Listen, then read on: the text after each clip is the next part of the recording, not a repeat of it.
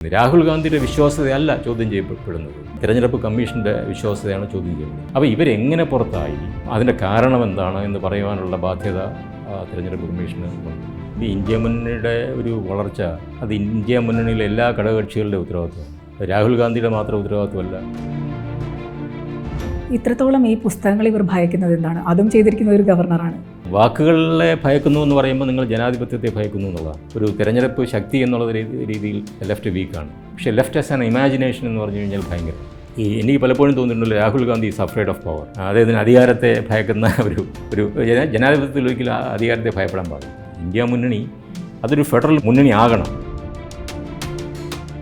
എന്താണ് നമ്മൾ സ്മരിക്കേണ്ടത് എന്നുള്ളതാണ്, എന്താണ് നമ്മൾ ആഘോഷിക്കേണ്ടത് എന്നുള്ളതാണ്. വിഭജനമാണോ, വിഭജനത്തിൻ്റെ ഭീതിയാണോ, സ്വാതന്ത്ര്യം നൽകിയ ബഹുസ്വരതയും ജനാധിപത്യവുമാണോ? ഒരു ജനതയെ ഇല്ലാതാക്കാനുള്ള ഏറ്റവും എളുപ്പമാർഗ്ഗം എന്ന് പറഞ്ഞാൽ അവർക്ക് ചരിത്രമില്ലെന്ന് പറയുക എന്നുള്ളത്. ഈ നെഹ്റു ഒരു ബാങ്ക് ബാലൻസ് ഇല്ലാതെയാണ് ഇന്ത്യയെ കെട്ടിപ്പടുക്കുന്നത്, ഒരു ബാങ്ക് ബാലൻസ്. നമ്മുടെ ഇന്ത്യൻ പൊളിറ്റിക്സിൻ്റെ ഈ കാലഘട്ടത്തിലെ ഏറ്റവും വലിയ പ്രശ്നം എന്ന് പറയുന്നത് അതിൽ നിന്ന് ധാർമ്മികത വാർന്നു പോകുന്നു.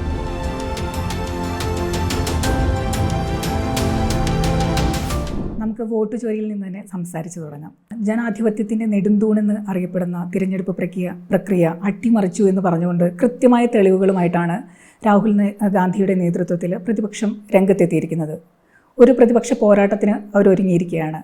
പക്ഷേ രാഹുലിൻ്റെ വാദങ്ങളെ മുഴുവൻ ബീഹാറിലെ നിയമസഭാ തിരഞ്ഞെടുപ്പിനെ ലക്ഷ്യം വെച്ചുകൊണ്ടുള്ള ഒരു രാഷ്ട്രീയ പോരാട്ടമായിട്ട് ഭരണകക്ഷി വിലയിരുത്തുന്നുണ്ട്. പക്ഷേ അദ്ദേഹം ആവർത്തിച്ച് പറയുന്നത് ഇതൊരു രാഷ്ട്രീയ പോരാട്ടമല്ല, ഭരണഘടന സംരക്ഷിക്കുന്നതിന് വേണ്ടിയിട്ടുള്ള ഒരു പോരാട്ടമാണെന്നാണ്. സാർ എങ്ങനെയാണ് അതിനെ നോക്കിയത്? ഞാനതിനെ കാണുന്നത് ഒരു ജനാധിപത്യത്തിന് വേണ്ടിയുള്ള ഒരു പോരാട്ടമാണ്. തീർച്ചയായും ഭരണഘടന ജനാധിപത്യത്തിന് വേണ്ടിയാണ് നിൽക്കുന്നത്. കാരണം ഒരു ജനാധിപത്യം അതിൻ്റെ ഏറ്റവും വലിയ പ്രശ്നം എന്ന് പറഞ്ഞാൽ അതിൻ്റെ വിശ്വാസ്യതയാണ്. ഈ ജനാധിപത്യം വിജയിക്കണമെങ്കിൽ എപ്പോഴും പറയാറുണ്ട് ജനാധിപത്യ വിശ്വാസികളുണ്ടായിരിക്കണം എന്നുള്ളതാണ്.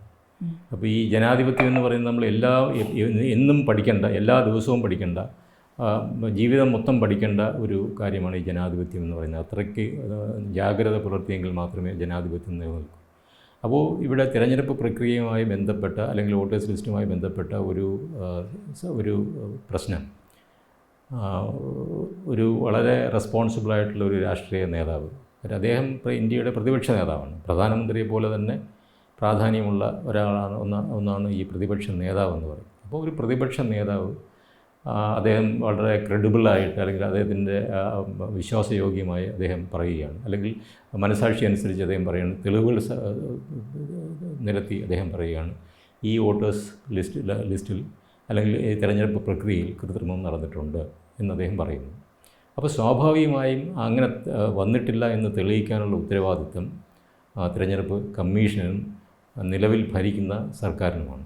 കാരണം ഒരു തിരഞ്ഞെടുപ്പ് പ്രക്രിയയിലൂടെയാണല്ലോ അവർ അധികാരത്തിൽ വന്നത്. അപ്പോൾ ആ തിരഞ്ഞെടുപ്പ് പ്രക്രിയ കറപ്റ്റാണ് അല്ലെങ്കിൽ അതിനകത്ത് ചില കുഴപ്പങ്ങളുണ്ട് എന്നാണ് പറയുന്നത്. അപ്പോൾ അങ്ങനെ അത് അന്വേഷിക്കാൻ ശ്രമിക്കാതെ അദ്ദേഹം ഇവിടെ ബീഹാറിലെ തിരഞ്ഞെടുപ്പിനെ സ്വാധീനിക്കാനാണ് അല്ലെങ്കിൽ മറ്റൊരു തിരഞ്ഞെടുപ്പിനെ സ്വാധീനിക്കാൻ അല്ലെങ്കിൽ വെറുതെ പറയുന്നു എന്ന് പറയുന്നത് ജനാധിപത്യത്തിന് ഭൂഷണമായിട്ടുള്ളൊരു കാര്യമല്ല. കാരണം ഇത് തിരഞ്ഞെടുപ്പ് കമ്മീഷൻ തെളിയിക്കാൻ ശ്രമിക്കുന്നു, അവരുടെ നിരപരാധിത്വം അല്ലെങ്കിൽ അവരുടെ വോട്ടേഴ്സ് ലിസ്റ്റിൻ്റെ ക്രെഡിബിലിറ്റി തിരഞ്ഞെടുപ്പ് കമ്മീഷൻ തെളിയിക്കാൻ ശ്രമിക്കുന്നു, ഗവൺമെൻറ് അതിനെ സപ്പോർട്ട് ചെയ്യുന്നു. അപ്പോൾ ഇവിടെ ഇപ്പോൾ പ്രതികൂട്ടിൽ തിരഞ്ഞെടുപ്പ് കമ്മീഷനും നമ്മുടെ സർക്കാരുമാണ്. അപ്പോൾ അവർ നിരപരാധിത്വം തെളിയിച്ച് മുന്നോട്ട് വരേണ്ട ഒരു കാര്യമാണ്. ഇപ്പോൾ ഈ ജനാധിപത്യത്തിൻ്റെ ഒരു പ്രധാനപ്പെട്ട പ്രശ്നം കൂടി ഞാൻ പറയാം. അതായത് ഈ ആരോപണം ഉന്നയിക്കുന്നവർ പ്രത്യേകിച്ചും ഇത്രയും വളരെ മൗലികമായ ഒരു പ്രശ്നത്തെക്കുറിച്ച് ആരോപണം ഉന്നയിക്കുന്നവരുടെ അല്ല ഈ തെളിവായി വരേണ്ടത്. ആർക്കെതിരെയാണോ ഈ ആരോപണം ഉന്നയിക്കപ്പെടുന്നത് അവരുടെ ക്രെഡിബിലിറ്റിയാണ് ചോദ്യം ചെയ്യപ്പെടുന്നത്. രാഹുൽ ഗാന്ധിയുടെ ക്രെഡിബിലിറ്റി ഇവിടെ പ്രശ്നമല്ല, ഇവിടെ തിരഞ്ഞെടുപ്പ് കമ്മീഷൻ. കാരണം അതൊരു ഇൻസ്റ്റിറ്റ്യൂഷനാണ്.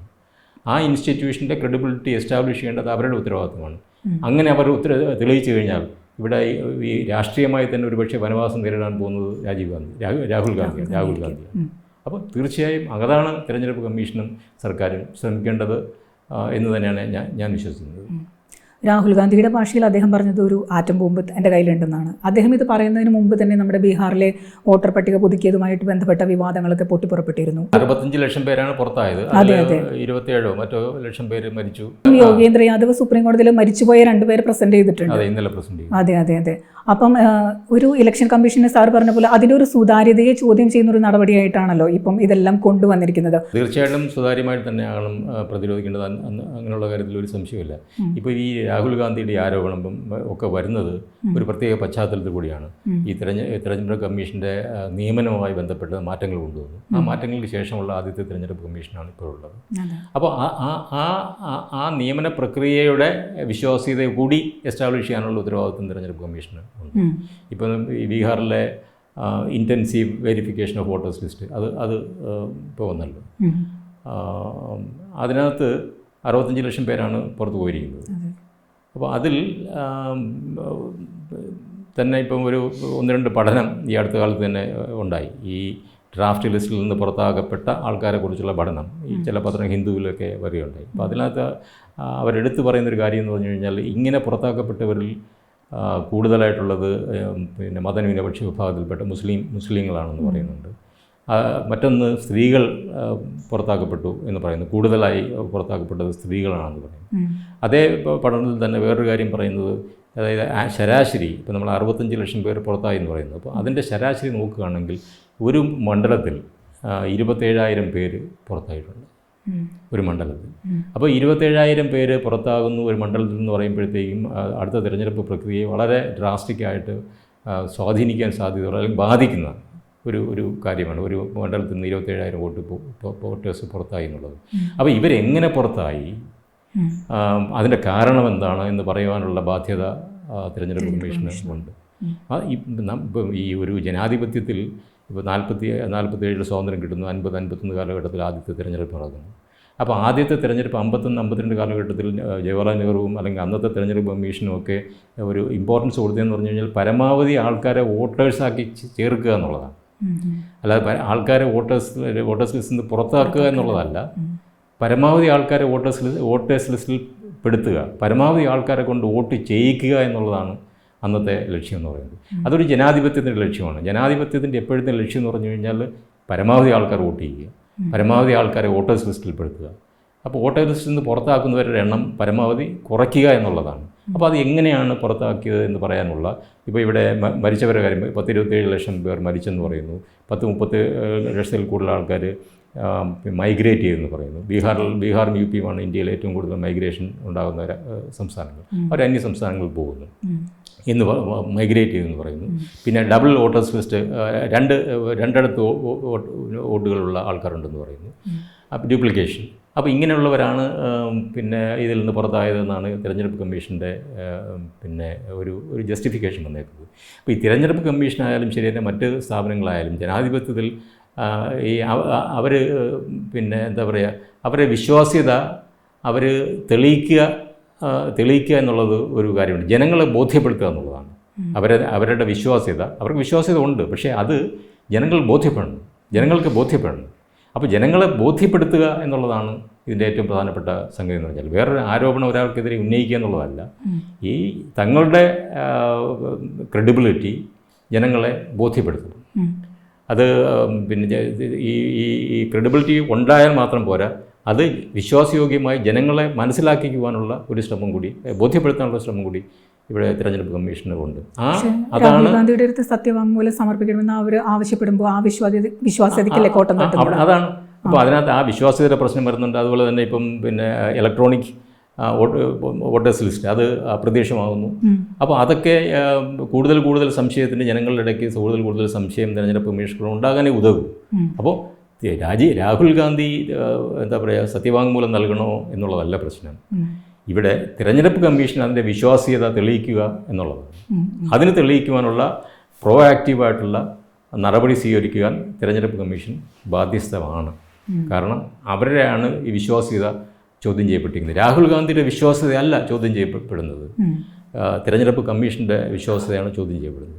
ഇപ്പോൾ രാഹുൽ ഗാന്ധിയോ ആയിക്കോട്ടെ, ആരോ ആയിക്കോട്ടെ, ഒരു പ്രതിപക്ഷ പാർട്ടി അതിൻ്റെ നേതാവ് ഒരു സ്ഥാപനത്തിൻ്റെ വിശ്വാസ്യത ചോദ്യം ചെയ്യുമ്പോൾ അതിന് അദ്ദേഹത്തിൻ്റെ വിശ്വാസ്യത ചോദ്യം ചെയ്യുക എന്നുള്ളതല്ല അതിൻ്റെ ഉത്തരം. അദ്ദേഹത്തിൻ്റെ വിശ്വാസ്യത ഓട്ടോമാറ്റിക്കായിട്ട് ചോദ്യം ചെയ്യപ്പെടും എപ്പോഴാണ് ഇവരുടെ നിരപരാധിത്വം, ഇവരുടെ ക്രെഡിബിലിറ്റി തെളിയിക്കുമ്പോൾ.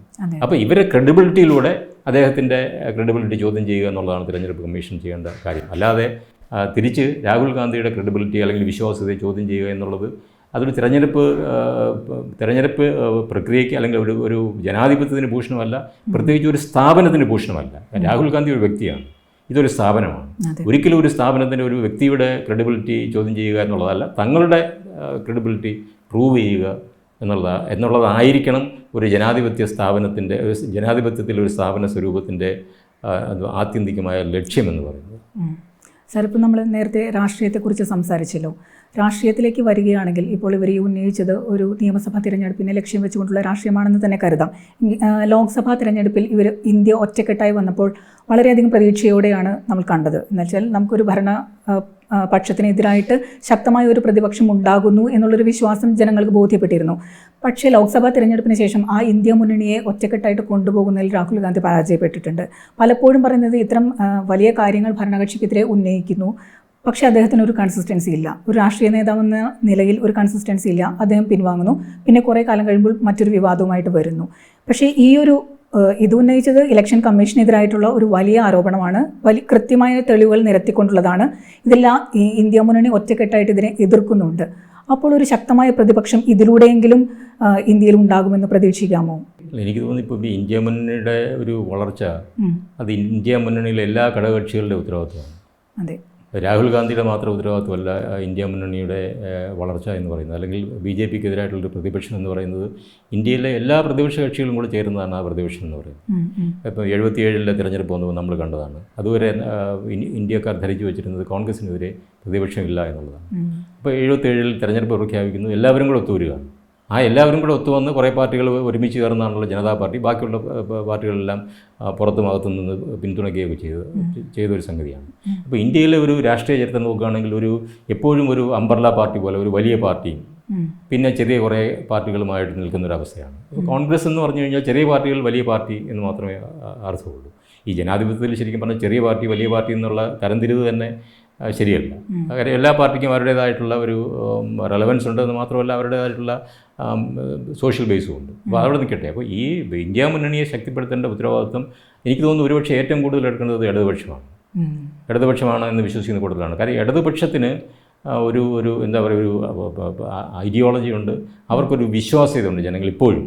ഈ നമ്മളെപ്പോഴും നോക്കിക്കഴിഞ്ഞ് കഴിഞ്ഞാൽ left as an electoral force വളരെ വീക്കാണ്. ഒരു തിരഞ്ഞെടുപ്പ് ശക്തി എന്നുള്ള രീതിയിൽ പിന്നെ ലെഫ്റ്റ് വീക്കാണ്. പക്ഷേ ലെഫ്റ്റ് ആസ് ആൻ ഇമാജിനേഷൻ എന്ന് പറഞ്ഞു കഴിഞ്ഞാൽ ഭയങ്കരമാണ്. ഇന്നും ജനങ്ങളുടെ മനസ്സിലുള്ള ഒരു വിഭാവന, ഒരു ഇടതുപക്ഷ ഭാവനയാണുള്ളത്. അപ്പോൾ ആ ഇടതുപക്ഷ ഭാവന, സോഷ്യലിസം എന്നൊക്കെ പറയുന്ന അല്ലെങ്കിൽ സാമൂഹ്യ നീതി എന്നൊക്കെ പറയുന്ന ആ ഭാവന, അതാണല്ലോ ഇടതുപക്ഷ ഭാവന എന്ന് പറയുന്നത്. ആ ഇടതുപക്ഷ ഭാവന ഇന്നും ഇന്ത്യയിൽ വളരെ ശക്തമാണ്. പക്ഷേ ലെഫ്റ്റ് ഒരു ഇലക്ട്രൽ ഫോഴ്സ് എന്നുള്ള രീതിയിൽ വളരെ വീക്കുമാണ്. അപ്പോൾ ആ ലെഫ്റ്റിനെ കുറിച്ചുള്ള ജനങ്ങളുടെ ഭാവന മുതലാക്കിക്കൊണ്ട് ഈ ഇന്ത്യ മുന്നണിയുടെ എന്താ പറയുക കൺസോളിഡേഷന് വേണ്ടി ശ്രമിക്കാനുള്ള ഇനിഷ്യേറ്റീവ് എടുക്കുക അല്ലെങ്കിൽ അതിൻ്റെ ഉത്തരവാദിത്വം എന്ന് പറയുന്നത് ഇടതുപക്ഷത്തിനും കോൺഗ്രസിനും തുല്യമായിട്ട് ഞാൻ കാണുന്നുള്ളൂ. മറ്റ് രാഷ്ട്രീയ പാർട്ടികളിലെ മറ്റ് പ്രാദേശിക പാർട്ടികൾ അവിടെ നിൽക്കട്ടെ, അവർക്ക് അവരുടേതായിട്ടുള്ള ചെറിയ ചെറിയ അജണ്ടകളും ചെറിയ ചെറിയ പ്രാദേശിക സ്വപ്നങ്ങളും മാത്രമേ ഉള്ളൂ. പക്ഷേ കോൺഗ്രസിനെയും ലെഫ്റ്റിനെ സംബന്ധിച്ചിടത്തോളം അങ്ങനെയല്ല. കോൺഗ്രസിന് ഒരു ഓൾ ഇന്ത്യ ആയതുകൊണ്ട് ലെഫ്റ്റിന് ഒരു എന്താ പറയുക ഒരു പിന്നെ ഇന്ത്യയെ പോലും അപ്പുറത്തേക്ക് പോകുന്ന ഒരു ഇൻ്റർനാഷണൽ ആയിട്ടുള്ള ഒരു പെർസ്പെക്റ്റീവ് ഉണ്ട്, ഒരു കാഴ്ചപ്പാടുണ്ട്. അപ്പം ഇന്ത്യയെക്കുറിച്ചുള്ള കാഴ്ചപ്പാടും ഈ സോഷ്യലിസത്തെക്കുറിച്ചുള്ള ഈ കാഴ്ചപ്പാടും ഇത് രണ്ടും കൂടെ ചേരുമ്പോഴാണ് ഈ BJPക്ക് എതിരായിട്ടുള്ള ഒരു മുന്നണിയായിട്ട് ഇത് രൂപപ്പെടുന്നത്. ഒന്നൊരു സെൻട്രിസ്റ്റ് ഫോഴ്സ് ആണെങ്കിൽ ഒന്നൊരു ലെഫ്റ്റ് ഫോഴ്സാണ്. അപ്പോൾ ലെഫ്റ്റും സെൻറ്ററും കൂടെ ചേരുമ്പോഴത്തേക്ക് ഉണ്ടാകുന്ന ഒരു വലിയ എന്താ ജനങ്ങളുടെ മനസ്സിലേക്കുള്ള ഒരു ഇമാജിനേഷൻ, അവരെ ഇമാജിനേഷനിലേക്ക് ചെന്ന് കയറുന്ന ഒരു എന്താ കുറുക്കിക്കൊള്ളുന്ന ഒരു കാര്യമാണ്. അപ്പോൾ അത് ചെയ്യേണ്ട ഉത്തരവാദിത്തമാണ്. അപ്പോൾ രാഹുൽ ഗാന്ധി എനിക്ക് തോന്നുന്നു ഒരു ഇങ്ങനെ എനിക്ക് പലപ്പോഴും തോന്നിയിട്ടുണ്ടല്ലോ, Rahul Gandhi is afraid of power. അദ്ദേഹത്തിന് അധികാരത്തെ ഭയക്കുന്ന ഒരു ജനാധിപത്യത്തിൽ ഒരിക്കലും അധികാരത്തെ ഭയപ്പെടാൻ പാടില്ല. പക്ഷെ അതിപ്പോൾ കുറേയൊക്കെ ഇങ്ങനെ മാറി വരുന്നതായിട്ട് തോന്നുന്നുണ്ട്. പക്ഷേ ഈ രാഹുൽ ഗാന്ധി ഓരോരോ പ്രശ്നങ്ങൾ ഏറ്റെടുക്കുന്നുണ്ട്. പക്ഷേ ഇത് വളരെ നിർണായകമായ ഒരു വെളിപ്പെടുത്തലാണ്. ആ നിർണായകമായ വെളിപ്പെടുത്തലിൽ കോൺഗ്രസിൻ്റെ കൂടെ അല്ലെങ്കിൽ കോൺഗ്രസിന് കൂടെ again I don't want to say like that, ഒരുമിച്ച് ഇന്ത്യയിലെ പ്രതിപക്ഷങ്ങളെല്ലാം ഒരുമിച്ച് നിൽക്കുമോ എന്നുള്ളതാണ്. കോൺഗ്രസിൻ്റെ കൂടെയാണോ മറ്റേതിനോ, ദാറ്റ്സ് എ ഡിഫറെൻറ്റ് ക്വസ്റ്റ്യൻ. ഇവരെല്ലാം കൂടെ ഒരുമിച്ച് നിൽക്കുമോ എന്നുള്ളതാണ് ഈ ഒരു പ്രശ്നം ഏറ്റെടുക്കുന്നത്. അവരത് ഇന്ത്യ ഒട്ടുക്ക് ഏറ്റെടുക്കേണ്ട ഒരു പ്രശ്നമാണ്. ഇന്ത്യയിലെ ജനങ്ങളെ മൊബിലൈസ് ചെയ്യേണ്ട ഒരു പ്രശ്നമാണ് ഈ തിരഞ്ഞെടുപ്പ് പ്രക്രിയയിൽ ഈ രാഹുൽ ഗാന്ധി ഉന്നയിക്കപ്പെട്ടിരുന്ന ആരോപണം. ഒരുപക്ഷെ ഞാൻ പറയും അത് രാഹുൽ ഗാന്ധി ആരോപണം ഉന്നയിച്ചെന്ന് മാത്രമേ ഉള്ളൂ, പക്ഷേ അത് പ്രതിപക്ഷത്തിന് മൊത്തമായിട്ടുള്ളൊരു ആരോപണമാണ്. കാര്യം പ്രതിപക്ഷ കക്ഷികൾ പലപ്പോഴും പല സമയങ്ങളിൽ പറഞ്ഞിട്ടുള്ളതാണിത്. അതിന് രാഹുൽ ഗാന്ധി ശാസ്ത്രീയമായിട്ടുള്ള അല്ലെങ്കിൽ അദ്ദേഹം ഒരു ഗവേഷണം നടത്തി അതിന് ക്രെഡിബിളായിട്ടുള്ള നമ്മൾക്ക് പുറത്തുനിന്ന് നോക്കുമ്പോൾ ഒറ്റ നോട്ടത്തിൽ ക്രെഡിബിൾ എന്ന് തോന്നുന്ന തെളിവുമായിട്ടാണ് വന്നേക്കുന്നത്. അപ്പം അതിൻ്റെ കൂടെ എല്ലാവരും ഒരുമിച്ച് നിന്നുകൊണ്ട് അതിനുവേണ്ടി ഫൈറ്റ് ചെയ്യുക. അങ്ങനെ ഫൈറ്റ് ചെയ്യുന്ന ആ ഫൈറ്റിലാണ് ഇന്ത്യയിലെ ഒരു BJPക്കെതിരായിട്ടുള്ള ഒരു പ്രതിപക്ഷത്തിൻ്റെ ഒരു ഉദയം കാണേണ്ടത്. ഇതിൽ എത്രത്തോളം ഇവർ ഒരുമിച്ച് നിൽക്കുന്നു, ഇതിൽ എത്രത്തോളം അവർ വിജയിക്കുന്നു, ഇതിൽ എത്രത്തോളം ജനങ്ങളെ ബോധ്യപ്പെടുത്തുവാൻ, ഇവിടെ തിരഞ്ഞെടുപ്പ് കമ്മീഷനെ ബോധ്യപ്പെടുത്തുക, ഗവൺമെൻറ്റിനെ ബോധ്യപ്പെടുത്തുക എന്നതിനപ്പുറം ഇത് ജനങ്ങളെ ബോധ്യപ്പെടുത്തുവാൻ അവരെത്രത്തോളം വിജയിക്കുന്നു എന്നുള്ളതാണ്. എനിക്ക് തോന്നുന്നു ഇന്ത്യയിലെ പ്രതിപക്ഷ കക്ഷികൾ ഈ ഫൈറ്റ് കൊണ്ടുപോകേണ്ടത് ജനങ്ങളുടെ അടുത്തേക്കാണ്, ജനങ്ങളിലേക്കാണ്. ജനങ്ങളെ പറഞ്ഞ് ബോധ്യപ്പെടുത്തുക, ഇതാണ് ഇവിടെ നടന്നത് എന്ന് പറയുമ്പോൾ തിരഞ്ഞെടുപ്പ് കമ്മീഷനായാലും ശരി തന്നെ, ഗവൺമെൻറ് ഓഫ് ഇന്ത്യ ആയാലും ശരി തന്നെ, അവർക്ക് അതിനെ കൗണ്ടർ ചെയ്യേണ്ടി വരും. അവർക്ക് അവരുടെ നിരപരാധിത്വം തെളിയിക്കാൻ അവർ നിർബന്ധിതപ്പെടുന്ന ഒരു സാഹചര്യം ഉണ്ടാകും. അതിലേക്കാണ് ഈ ഇന്ത്യയിലെ പ്രതിപക്ഷ കക്ഷികൾ പിന്നെ ഈ BJP ആയാലും ശരി തന്നെ, അല്ലെങ്കിൽ ഭരണകക്ഷിയായാലും ശരി തന്നെ, തിരഞ്ഞെടുപ്പ് കമ്മീഷനെയും കൊണ്ടുവരേണ്ടത് അവിടെയാണ്. ഈ ഒരു ആരോപണത്തോടു കൂടി ഇന്ത്യ മുന്നണി എന്താ പറയുക ശക്തിപ്പെടും, അല്ലെങ്കിൽ അവരുടെ ഭാവി എന്ത് എന്ന തലത്തിലുള്ള ചർച്ചകൾ വരുന്നുണ്ട്. സാർ എങ്ങനെയാണ് ഇന്ത്യ മുന്നണിയുടെ ഒരു ഭാവിയെ ഈ ഒരു പശ്ചാത്തലത്തിൽ നോക്കിക്കാണുന്നത്? ഞാൻ ഈ ഒരു പശ്ചാത്തലത്തിൽ മാത്രമല്ല ഇന്ത്യ മുന്നണിയെ കാണുന്നത് പൊതുവായി ഉള്ള ഒരു BJPക്കെതിരായിട്ടുള്ള ഒരു ഓപ്പോസിഷൻ എന്നുള്ള രീതിയിൽ ആണ് ഞാനതിനെ കാണുന്നത്. ഇപ്പം ഇന്ത്യ ഈ ഒരു രാഷ്ട്രീയ കക്ഷി 10-15 വർഷം അധികാരത്തിലിരിക്കുന്നു. അപ്പോൾ സ്വാഭാവികമായും അതിനെതിരെ ജനങ്ങളുടെ ഇടയിൽ ഒരുപാട് പ്രതിഷേധങ്ങളും ഒരുപാട് വിയോജിപ്പുകളും ഉണ്ടാകുന്നു. ആ വിയോജിപ്പുകളെ ഇവർക്ക് മൊബിലൈസ് ചെയ്യാൻ പറ്റണം. അത് കന്യാകുമാരി മുതൽ കാശ്മീർ വരെയുള്ള ജനങ്ങളുടെ വിയോജിപ്പുകളെ ഇവർക്ക് ഒരുമിച്ച് ചേർത്ത് വയ്ക്കുവാനുള്ള ഒരു കഴിവ് ഉണ്ടാക്കണം. അതൊരു ഫെഡറൽ മുന്നണിയായിട്ട് മാറണമെന്നാണ് എനിക്ക്. ഈ ഇന്ത്യ മുന്നണി അതൊരു ഫെഡറൽ മുന്നണിയാകണം.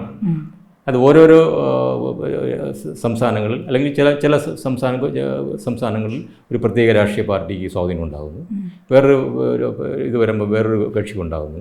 അപ്പോൾ ഒരു ഓൾ ഇന്ത്യ ലെവലിൽ കോൺഗ്രസ് എന്നതിന് അപ്പുറം ഇങ്ങനെയുള്ള കക്ഷികളെല്ലാം കൂടെ കോർത്തിണക്കുന്ന ഒരു ഫെഡറൽ മുന്നണിയായിട്ട് മുന്നോട്ട് കൊണ്ടുപോകും.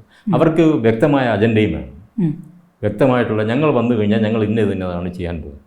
അതിൽ ജനങ്ങൾക്കൊരു വിശ്വാസം ഉണ്ടാകണം. അപ്പോൾ അങ്ങനെ ഒരു അജണ്ട വെച്ചുകൊണ്ട് ഇതൊരു എന്താ പറയുക, ഒരു ഇൻസിഡൻ്റലായിട്ടുള്ള കാര്യമാണ്. ഈ ഒരു തിരഞ്ഞെടുപ്പ് പ്രക്രിയക്കെതിരായിട്ട് ഉന്നയിക്കുന്ന ആരോപണം എന്ന് പറഞ്ഞാൽ ദാറ്റ്സ് ഓൺലി ഇമ്മീഡിയറ്റ് ആയിട്ടുള്ള ഒരു കാരണമാണ്.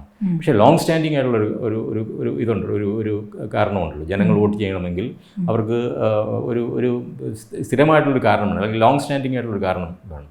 ഇമ്മീഡിയറ്റ് റീസൺ എന്നും എന്താ പറയുക ലോങ് സ്റ്റാൻഡിങ് റീസൺ എന്ന് പറയുന്നത് പോലെ തന്നെ അത് ആണ് അവരുടെ നയപരിപാടികൾ. ഞങ്ങൾ വന്നു കഴിഞ്ഞാൽ ഇന്നതിനെ നടപ്പിലാക്കും. എന്നിട്ട് ഇത്തരം വീഴ്ചകളും കൂടെ ചേരുമ്പോൾ ആണ് ഈ ഒരു രാഷ്ട്രീയ പാർട്ടിക്ക്, ഒരു പ്രതിപക്ഷത്തിന് ജനങ്ങളുടെ വിശ്വാസ്യത ആർജിക്കുവാൻ കഴിയുന്നത്. പക്ഷേ പ്രതിപക്ഷത്തിന് മോദിയെ പോലെ പ്രഭാവമുള്ള ഒരു നായകനില്ല എന്നുള്ളൊരു കുറവ് അങ്ങ് കാണുന്നുണ്ടോ? അല്ല, ഈ ഒരു രാഷ്ട്രീയ നേതാവിൻ്റെ പ്രഭാവം എന്നൊക്കെ പറയുന്നത് ഒരു ഷോർട്ട് ടേം ആയിട്ടുള്ള കാര്യമാണ്. ലോങ് ടേമിൽ ഇപ്പം ജവഹർലാൽ നെഹ്റുവിൻ്റെ കാര്യം എടുത്താൽ പോലും 65 എത്തുമ്പോഴത്തേക്കും അദ്ദേഹത്തിൻ്റെ പ്രഭാവം താഴോട്ട് പോകുന്നുണ്ട്. അപ്പം ഇനിയുള്ള കാലഘട്ടത്തിൽ മോദിയുടെ പ്രഭാവം കൊണ്ട് മാത്രം തിരഞ്ഞെടുപ്പ് വിജയിക്കാൻ BJP കഴിയുമോ എന്നുള്ള കാര്യത്തിൽ എനിക്ക് സംശയമുണ്ട്. Already he's in power for the last 15 years. അപ്പോൾ ആ ഒരു പ്രഭാവം അല്ല പ്രശ്നം, പക്ഷേ ഒരു ക്രെഡിബിൾ ലീഡർഷിപ്പ് വേണം. BJPക്ക് ഒരു വ്യക്തിപ്രഭാവമുള്ള ഒരു നേതാവുണ്ട്, കാരിസ്മാറ്റിക് ആയിട്ടുള്ള ലീഡർ ഉണ്ടെങ്കിൽ. ഇപ്പുറത്ത് കാരിസ്മാറ്റിക് ആയിട്ടുള്ള ലീഡർ ഇല്ലെങ്കിൽ പിന്നെ വേണ്ടതെന്ന് പറഞ്ഞു കഴിഞ്ഞാൽ സെക്കൻഡ് ബെസ്റ്റ് ഓപ്ഷൻ എന്ന് പറഞ്ഞാൽ ക്രെഡിബിൾ ലീഡർഷിപ്പാണ്. ആ credible leadership again in A plural sense, ഒന്നിൽ കൂടുതൽ ഒരു ഫെഡറൽ മുന്നണിയുടെ ഒന്നിൽ കൂടുതലുള്ള ഒരു കൊളീജിയം പോലെ വർക്ക് ചെയ്യാൻ പറ്റുന്ന, ഒരു ടീം പോലെ വർക്ക് ചെയ്യാൻ പറ്റുന്ന ഒരു നേതൃത്വം. അങ്ങനെ വളരെ ക്രെഡിബിൾ ആയിട്ടുള്ള ഒരു നേതൃത്വത്തിന് മാത്രമേ, എഗെയിൻ നേതൃത്വം ഇൻ എ പ്ലൂറൽ സെൻസ് മാത്രമേ നരേന്ദ്രമോദിയെ പോലെ അല്ല വ്യക്തിപ്രഭാവം അല്ലെങ്കിൽ കാരിസ്മാറ്റിക് ആയിട്ടുള്ള ഒരു ലീഡർ നയിക്കുന്ന ഒരു പാർട്ടിയെ ഇന്നത്തെ സാഹചര്യത്തിൽ നേരിടാൻ പറ്റൂ. അപ്പോൾ അതിനെതിരെ ഒരു കാരിസ്മാറ്റിക് ലീഡറിനെ അന്വേഷിക്കുന്നതിന് പകരം ഈ ഒരു കളക്റ്റീവ് ലീഡർഷിപ്പ്, ക്രെഡിബിൾ ആയിട്ടുള്ളൊരു കളക്റ്റീവ് ലീഡർഷിപ്പാണ് പ്രതിപക്ഷത്തിന് വേണ്ടതെന്നാണ് എനിക്ക് തോന്നുന്നത്. ഇപ്പോൾ ഇന്ത്യ സ്വാതന്ത്ര്യം നേടി 78-ാം വയസ്സിലേക്ക് കടക്കുകയാണ്. അതിന് തൊട്ട് മുൻപായിട്ടാണ് ഇപ്പോൾ നമ്മുടെ ഗവർണർ രാജേന്ദ്ര അലേർക്കറുടെ ഒരു പ്രസ്താവന വന്നിരിക്കുന്നത്, ക്യാമ്പസുകളിൽ വിഭജന ഭീതി ദിനം ആചരിക്കണമെന്നുള്ളത്. എനിക്ക് തോന്നുന്നു 2021 പ്രധാനമന്ത്രി മോദി തന്നെയാണ് ഇങ്ങനെ ഒരു ദിനം ആചരിക്കാനായിട്ട് ആഹ്വാനം ചെയ്യുന്നതും 22 മുതൽ നമ്മൾ ആചരിച്ച് തുടങ്ങുന്നുണ്ട്. പക്ഷേ ഗവർണറുടെ രാജ്ഭവനിൽ നിന്ന് തുടർച്ചയായിട്ട് ഒരു RSS പ്രൊപ്പഗാൻഡ നടപ്പാക്കാനുള്ള ഒരു ശ്രമമായിട്ട് പലരും ഇത് വ്യാഖ്യാനിക്കുന്നുണ്ട്. ഉദാഹരണത്തിന് ഔദ്യോഗിക പരിപാടികളിൽ ഭാരതാംബയെ കൊണ്ടുവരുന്നു, അത് പുഷ്പാർച്ചന നടത്തുന്നു, കൈകൂപ്പി തൊഴണമെന്ന് ആവശ്യപ്പെടുന്നു. അതിന് തൊട്ടു പിന്നാലെയാണ് ഇപ്പോൾ ഈ വിഭജന ഭീതി ദിനം, അതും ക്യാമ്പസുകളിൽ നടപ്പാക്കണം, സെമിനാറുകൾ വേണം, നാടകങ്ങൾ വേണം തുടങ്ങിയ ഒരു പട്ടികയുടെ ഒരു സർക്കുലറും അദ്ദേഹം പുറത്തിറക്കിയിട്ടുണ്ട്. അപ്പോൾ ഒരു എന്താ പറയുക, ഭരണഘടനാ പദവിയിൽ ഇരുന്നു കൊണ്ട് അദ്ദേഹം തൻ്റെ രാഷ്ട്രീയത്തിൻ്റെ അല്ലെങ്കിൽ ഒരു പ്രത്യയശാസ്ത്രം നടപ്പാക്കാൻ ശ്രമിക്കുന്നതായിട്ട് ഇതിനെ വിലയിരുത്താനായിട്ട് സാധിക്കുമോ? ഇതിനകത്ത് ഒരു പ്രധാനപ്പെട്ട പ്രശ്നം, ഇപ്പോൾ ഗവർണർ പദവിയിലൊക്കെ എത്തുന്ന ഒരു ഒരു വ്യക്തി, അതുപോലെ തന്നെ നമ്മളുടെ ഒരു രാജ്യത്തിൻ്റെ ഒരു നിലപാട്. അപ്പോൾ നമ്മളിവിടെ ആലോചിക്കേണ്ട ഒരു വിഷയം എന്താണ് നമ്മൾ സ്മരിക്കേണ്ടത് എന്നുള്ളതാണ്, എന്താണ് നമ്മൾ ആഘോഷിക്കേണ്ടത് എന്നുള്ളതാണ്. വിഭജനമാണോ, ഭീതിയാണോ, വിഭജനത്തിൻ്റെ ഭീതിയാണോ, അതോ സ്വാതന്ത്ര്യത്തിൻ്റെ ബഹുസ്വരതയും, സ്വാതന്ത്ര്യം നൽകിയ ബഹുസ്വരതയും ജനാധിപത്യവുമാണോ എന്നുള്ളതാണ് ബേസിക്കായിട്ടുള്ള ക്വസ്റ്റ്യൻ എന്ന് പറയുന്നത്. ഇപ്പം നമ്മൾ ഒരു വിഭജനത്തിൻ്റെ ഭീതി ദിനം ആയി സ്മരിക്കുമ്പോൾ നമ്മളതിനെ ഒരു രാഷ്ട്രീയവൽക്കരിക്കുകയാണ്, അതൊരു പ്രത്യേക ഒരു പൊളിറ്റിക്സിൻ്റെ ഭാഗമായിട്ട് മാറുകയാണ്. ഇപ്പം നമ്മളെപ്പോഴും ഓർക്കാൻ ശ്രമിക്കുന്നത് ഈ വിഭജനത്തിൻ്റെ ഭീതിയല്ല, അത് ഒരിക്കലും സംഭവിക്കരുത് എന്നുള്ളതാണ് നമ്മളുടെ ലക്ഷ്യം എന്ന് പറയുന്നത്. അപ്പോൾ അത് സംഭവിക്കണമെങ്കിൽ നമ്മൾ ചെയ്യേണ്ടത് ജനാധിപത്യത്തിൻ്റെ സൗന്ദര്യത്തെക്കുറിച്ച് സ്മരിക്കുക എന്നുള്ളതാണ്. ജനാധിപത്യം നൽകുന്ന ബഹുസ്വരതയെക്കുറിച്ച്, ജനാധിപത്യം നൽകുന്ന അവകാശങ്ങളെക്കുറിച്ച്, ജനാധിപത്യം നൽകുന്ന ഇൻക്ലൂസീവായിട്ടുള്ള സ്പേസ്. ഇപ്പോൾ വിഭജനത്തിൻ്റെ കാര്യം തന്നെ എടുക്കുക, അല്ലെങ്കിൽ വിഭജനത്തിൻ്റെ ഭീതി തന്നെ എടുക്കുക.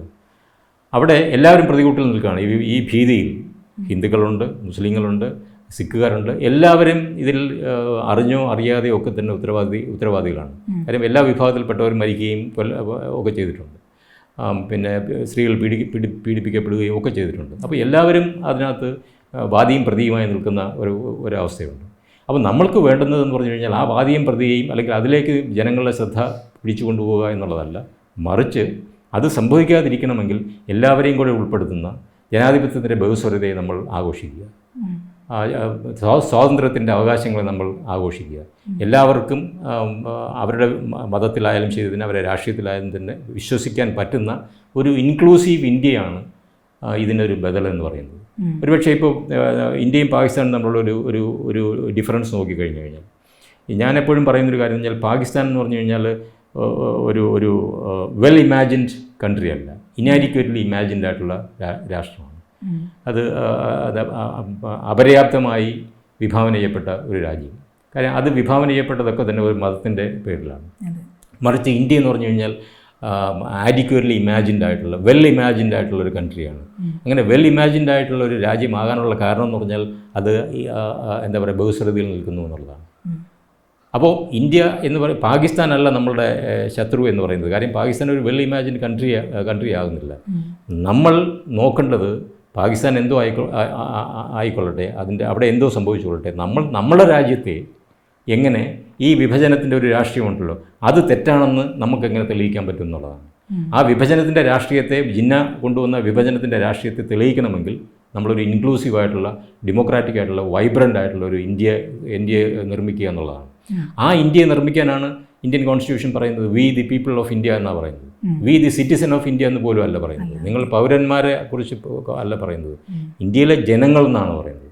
പൗരന്മാരല്ലാത്തവരെ പോലും ഇന്ത്യയിലെ ജനങ്ങളായി കാണുന്ന ഒരു രാഷ്ട്രീയ സങ്കല്പമാണ്, ജനാധിപത്യ സങ്കല്പമാണ് ഇന്ത്യൻ ഭരണഘടനയിൽ പറയുന്നത്. അപ്പോൾ നമ്മൾ സ്മരിക്കേണ്ടത് ഇന്ത്യയുടെ ജനാധിപത്യ പാരമ്പര്യമാണ്, അത് നൽകുന്ന സ്വാതന്ത്ര്യമാണ്, അത് നൽകുന്ന ബഹുസ്വരതയാണ്, അത് നൽകുന്ന സംസ്കാരമാണ്. അപ്പോൾ അതിനെതിരെ വരുന്ന, ഇപ്പോൾ ഈ പറഞ്ഞ ഈ ഭീതി ദിനമായി ആഘോഷിക്കുക അല്ലെങ്കിൽ സ്മരിക്കുക എന്ന് പറഞ്ഞാൽ അതിനൊരു രാഷ്ട്രീയമുണ്ട്. ഇനി എന്തുകൊണ്ടാണ് ഓഗസ്റ്റ് 14 ഈ ഭീതി ദിനമായി ആഘോഷിക്കുന്നത് അറിയില്ല. കാരണം എന്ന് പറഞ്ഞു കഴിഞ്ഞാൽ ഓഗസ്റ്റ് 14 ഇന്ത്യ പിന്നെ ഇവിടെ ഈ ഭീതി ഉണ്ടാകുന്നത്. ഈ ശരിക്കും പറയുകയാണെങ്കിൽ കഴിഞ്ഞ 1946 August 16 direct action day Jinnah പ്രഖ്യാപിക്കുന്നത്. അങ്ങനെ 46 ഓഗസ്റ്റ് 16 പിന്നെ ഡയറക്റ്റ് ആക്ഷൻ്റെ പ്രഖ്യാപിക്കുന്ന അന്ന് മുതലാണ് കൽക്കട്ട കില്ലിങ്സ് നടക്കുന്നത്. നൊഖാലിയിലും മറ്റും കൽക്കട്ടയിലൊക്കെ പിന്നെ ഹിന്ദു മുസ്ലിം വർഗീയ സംഘർഷങ്ങൾ ഉണ്ടാവുകയൊക്കെ ചെയ്യുന്നത് അത് ഓഗസ്റ്റ് 16 ഈ ഓഗസ്റ്റ് 14 പ്രത്യേകിച്ച് ഇന്ത്യൻ ചരിത്രത്തിൽ പ്രത്യേകിച്ച് പ്രസക്തിയൊന്നുമില്ല. എക്സെപ്റ്റ് 14-ാം തീയതി പാകിസ്ഥാൻ ഉണ്ടായി എന്നുള്ളതേ ഉള്ളൂ. പാകിസ്ഥാൻ്റെ ജന്മദിനം ഓഗസ്റ്റ് 14, നമ്മളത് ഓഗസ്റ്റ് 15 എന്നല്ലാതെ വേറെ യാതൊന്നുമില്ല.